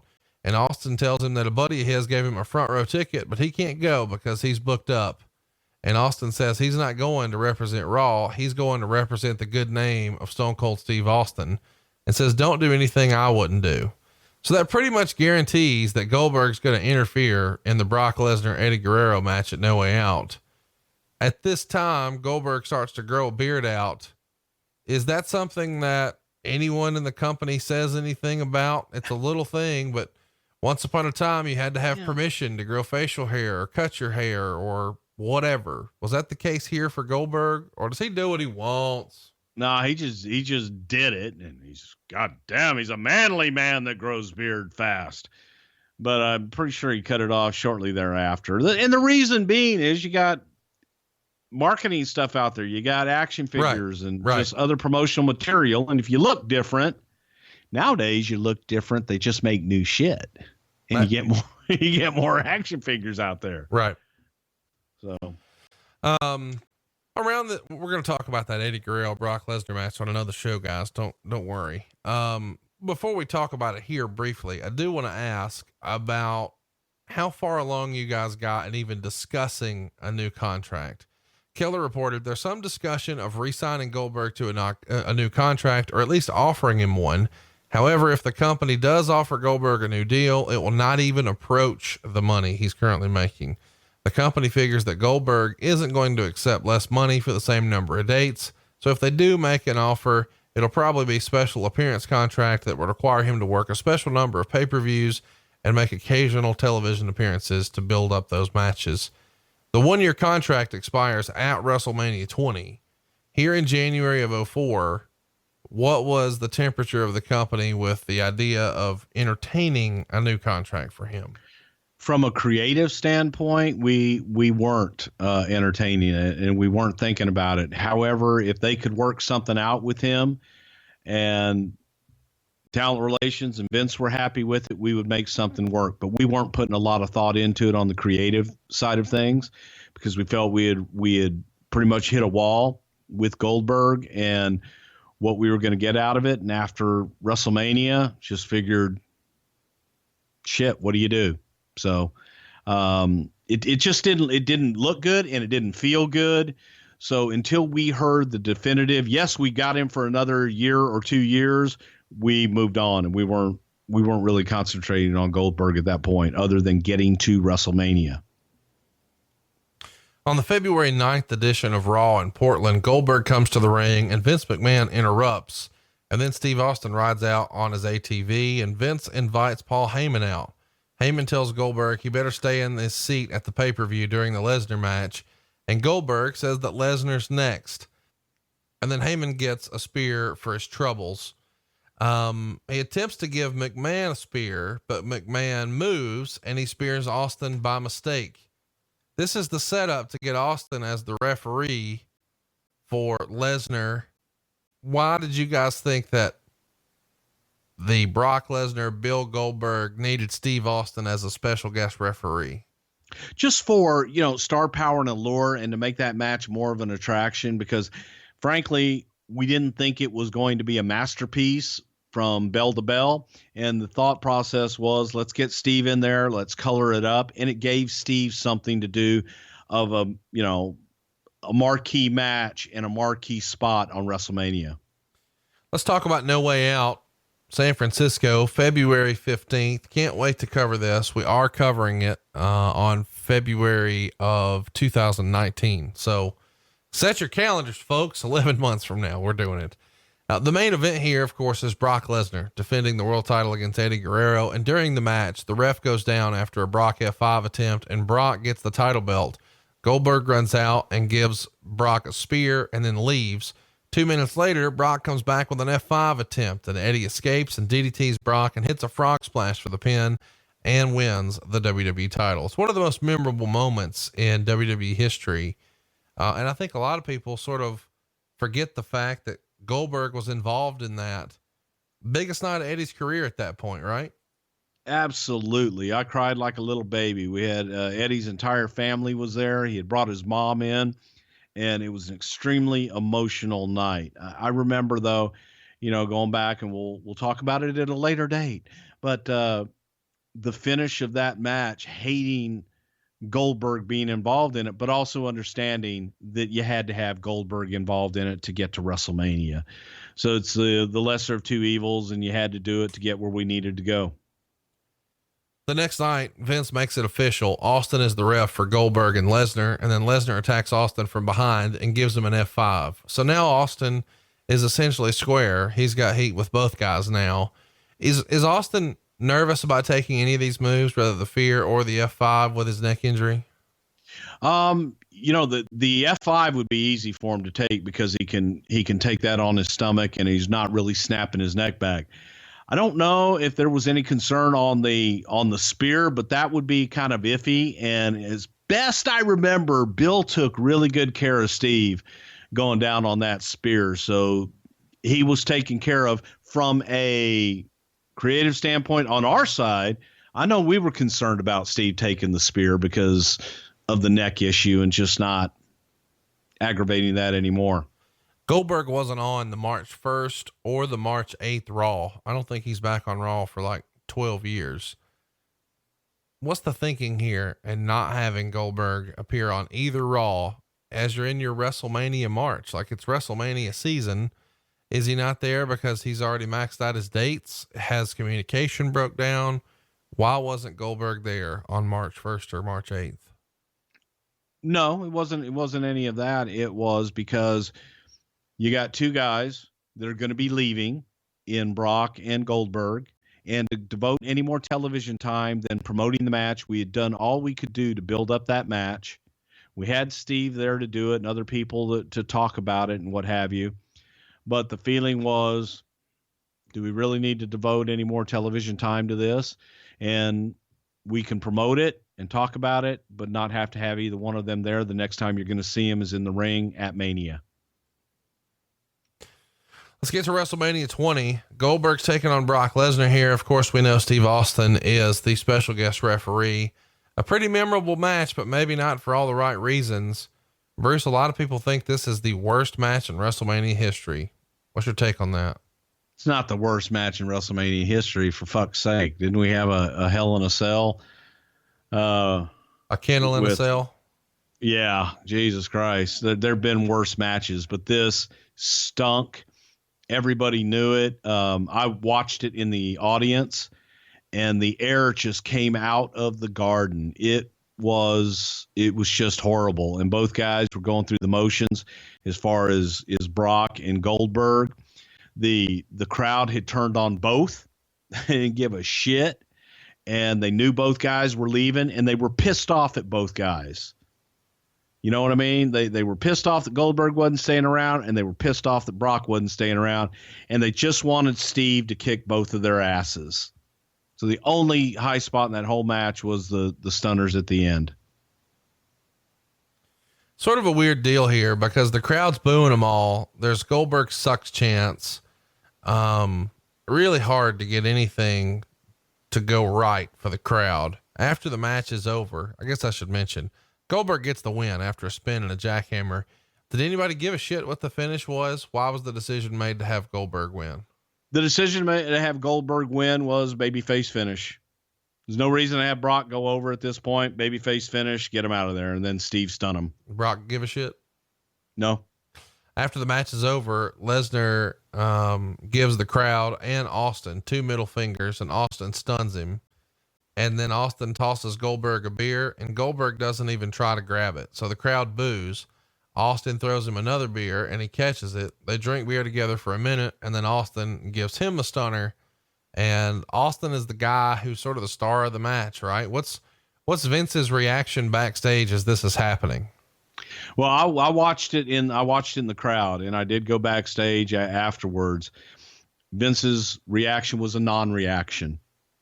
He sat there, and the next match going in, and thank you guys. Next, didn't sit there and have a conversation with them. It was over, and he was moving on to the next match, and he got the match in the ring, and he got the match the fuck out of the ring. Who was the agent for that match? Do you remember? I do not. I think it was I don't even want to guess because I don't know. everybody knew going in, this is their last for both. How are the boys receiving it? I mean, what's the talk in the locker room, the office? Give me the temperature. Well, the feeling was, it wasn't one guy leaving and one guy staying and wondering if somebody was going to do business. There wasn't that feeling at all. It just was, more than anything, a feeling of move on and let's have it be the least painful that it can possibly be. I think that people thought that they would have a better match than they did, but I think that when the crowd turned on both guys the way they did, that they kind of got lost out there. And Steve, try as he may, there wasn't a whole lot to do to save the damn thing. So for us, it was like, okay, it's a necessary evil. You got to have the match. You got to get through it, and just wanted it to be over. I was sad for Brock because I didn't want Brock to leave. I was sad that at that time it was his last match. I knew he would be coming back at some point. You just kind of knew it. But for me, it was sad because Brock from day one, he was a stud, and I just would have rather him go out on a higher note at that time. But it wasn't meant to be. Let's talk about the finish, because it made the dirt sheets that Brock was originally scheduled to win the match, but when he decided to leave, it was switched to Goldberg going over. And I know what you said made sense about babyface, but the dirt sheets, of course, say the reason was they're angrier with Brock. Any truth to that? Weren't happy with Brock, but it was the decision ultimately came down to just get the babyface over and get him out of there. Keller wrote, Goldberg's departure isn't based on differences in number of dates that each want in the contract, money, or even creative issues. It has to do with Goldberg's heart not being in pro wrestling. And obviously that stunts the potential for him to be a top guy for WWE, whether it's in the ring or behind the mic. WWE management wants to invest their time and energies into somebody they can count on to fill TV time and have good payoff matches. And Goldberg just isn't that person. Bottom line, Goldberg is still leaving. What do you think Vince had as maybe a takeaway of this whole Goldberg experiment? I mean, people had wanted him to be a part of the company, even back when he was with WCW. It was a dream scenario for a lot of fans. Those old After magazines really hyped it up too. It didn't happen. It happened a couple of years after WCW's under. And this year, man, maybe one of the worst years ever for a debut headliner. What was Vince's takeaway from this whole Goldberg experiment? Oh boy. Well, a couple of things. One, that sometimes, it's difficult to recreate something, and it's difficult when you don't have the time that you need. And also, I think in the back of Vince's head, he was going on the thought process that he was going to get Bill to commit for another couple of years, and that, by God, we're going to make this Goldberg thing bigger than it ever was at WCW. And it was a failure. It just was a failure. I don't blame Goldberg 100% for the failure. I don't blame us 100% for the failure. I don't blame Vince 100% for the failure. It was a combination of all the above. Could we have done some things differently? Absolutely. But Bill also could have come in with a different attitude and a willingness to work with us more so than he did. He could have just got in the ring and got better at his craft and just tried a little harder than he did. I do believe that the experiment that they did recently with Goldberg and Brock was executed tremendously. And like I said, that was a program to get Brock over and to spotlight Bill, hot shot it, use some star power and an attraction for a short time, and it worked beautifully. That wasn't the mindset then. Vince didn't want to do that. Vince wasn't in that mindset to do that at that time. He wanted long-term guys. A few days after WrestleMania, Goldberg appears on a radio show and refers to the WWE as a soap opera and said working there was, quote, ridiculous. And he compared it to working in a circus. He says at that point, he only has interest in wrestling in Japan. Did you guys hear any of those comments after he was gone, and how would that be received? I didn't hear him because I was glad he was gone and just, he was out of sight, out of mind. It's completely different than what he was saying just a couple months before that when he was talking about how great it was to be in the company. So you got to wonder how true those sentiments were. It was a difficult time. It wasn't a good run for him. And like I said, I understand those comments and why he felt that way and why he wanted out. Rumor and innuendo is that, Goldberg never felt really at home in the WWE. And one of the things that may have hurt him is allegedly he requested and received his own locker room, and that wasn't necessarily looked upon favorably. Do you remember Goldberg asking for his own locker room? I don't remember Bill having his own locker room. Okay. Bill dressed with the other guys. Well, there you go. He had his own locker room for TV, but Bill dressed with the other guys. So there you go. Rumor and innuendo. Let's get to some questions from Facebook. And if you'd like to ask a question for next week, and you should, by the way, because we're going to be doing the biggest Raw ever at the time. It's the one that finally beats Nitro after all those weeks where Nitro had taken Raw out to the woodshed.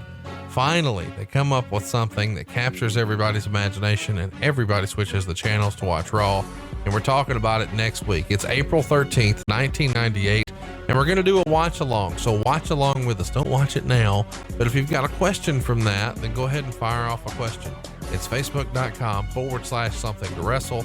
We might have some new pictures for you over on Instagram as well as our winner of our free t-shirt and fanny pack prize pack. It's at Instagram/Prichard Show or at Prichard Show if you're on Instagram. And of course, you should subscribe to our YouTube channel. And the reason you should do that is simple. We're putting a bonus show up, boys and girls, and you want to know which one? Well, go check out the poll results in the community tab at youtube.com/something to wrestle. And Bruce, I think we've even got an announcement for SummerSlam right now. Do we not? Yes, we do. On Saturday afternoon, August 18th, we're coming back to New York, coming back to Gramercy Theater. So you will have plenty of time if you want to go to NXT that night. You'll have plenty of time to come see us at the Gramercy and then go to NXT. Go to brucepritchard.com for tickets and click on live events. They are up right now. But let me tell you this, last year, this event sold out in 11 days. So be sure and get your tickets early and join us in New York at the Gramercy Theater on Saturday afternoon, August 18th. We're excited to be coming your way to Baltimore. We're joining you on May 7th. Tickets are on sale now at brucepritchard.com. That's a Monday, and it's a unique experience for us. We'll do a meet and greet, then the live show, and then we're going to watch Raw with you. We've got a special guest, of course, the best crab cakes in the world at Jimmy's Famous Seafood, and all the liquor you can shake a stick at. Come join us on May 7th at brucepritchard.com. On June 16th, we're coming your way, Chicago. It's our very first Chicago stop. VIP sold out, but you need to snatch the general admission tickets up right now at brucepritchard.com. Rochester, New York, we haven't forgot about you. July 7th, we're coming your way. Of course, Bruce just mentioned exactly where we're coming in August. There's a rumor that Pittsburgh might be getting a show too. You want to check out brucepritchard.com. And I'm really excited to say that we're still coming to Nashville and San Antonio in September, but the Royal Rumble is going to be the biggest Royal Rumble ever. It's a stadium show in Phoenix, Arizona, and we're going to be just a couple blocks up the road. You'll be able to just walk to the stadium after our show. Pick up your tickets right now at brucepritchard.com. Bruce, are you ready? I'm ready. Jason wants to know, was anyone hesitant to get into the ring with Goldberg after what he did to Bret Hart in WCW? If they were, no one said anything about it. It ain't ballet and it's tough business, but nobody came out and said, no, I don't want to work with him. Francis wants to know, which dream match would you have done for Goldberg if he signed during the Invasion storyline? Austin and Goldberg. Robert wants to know, hypothetically speaking, what would Jim Cornette sound like describing Goldberg to Vince McMahon? Fuck the goddamn bald-headed, goddamn goatee-wearing, non-selling motherfucker. Emilio wants to know, is Bruce going to still deny that all the top incoming talent, including everyone from WCW and ECW, eventually jobbed to Triple H? I'm not even going to answer that horse shit. Tony wants to know, any huge angles or matchups that were planned that for some reason never went through for Goldberg? Not that were planned. No. Colby, No, not that we're planned. No. Colby wants to know, who did Bruce find more challenging to work with, Brock or Goldberg? Goldberg. Patrick wants to know, is Bruce a fan of Goldberg's movie work, The Longest Yards, his Killer Santa movie, etc.? I loved Bill Goldberg in The Longest Yard and Killer Santa. And I like him in the Goldbergs now. Have you seen him in the Goldberg sitcom as the coach? No, He's pretty good there too. I like comedy. Joseph writes, we always hear about talent being unhappy at different times in their career. What stops them from quitting at times like that? It's no secret that Goldberg was unhappy with most of his run. That little check that comes in the mail every couple of weeks. David wants to know, was it ever brought up the idea to clone his undefeated streak from WCW? Yeah, it was definitely brought up, and Vince didn't want to recreate something from WCW. Devin wants to know, what was Goldberg's relationship like with Michael P.S. Hayes?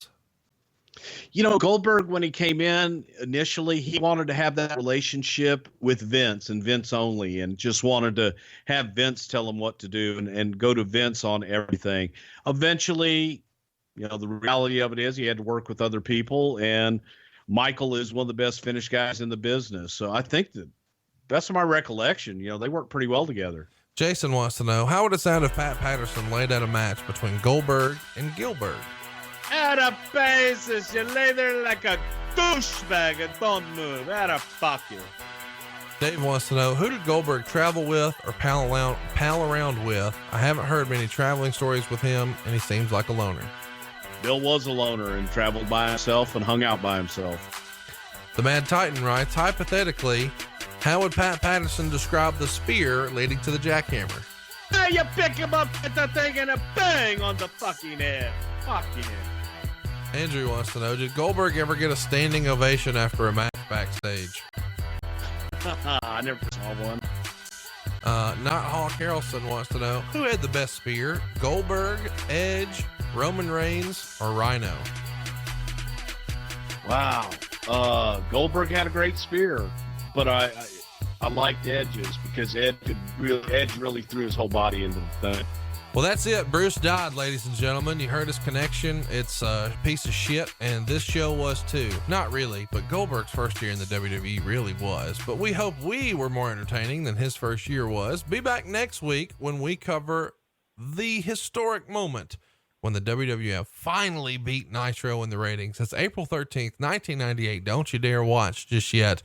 Watch along with us next week, man. It's going to be a good time. We've got all the rumor and innuendo, all the dirt sheet gossip, and of course we'll break down exactly what you're seeing on the screen as well. In the meantime, don't forget to pick up a shirt over at bruceprichard.com. Snatch up some tickets for all of our live events. It feels like we've got more shows than ever at bruceprichard.com, and you can find out what won the bonus show, and it's coming to you later this month in April. You can check it out right now at youtube.com/something to wrestle. If you haven't already, hit the subscribe button. We need your help. And that's it for me. He is at Bruce Prichard. I am at Hey, it's Conrad, and we are out of time. Until next week, right here on Something to Wrestle with Bruce Prichard.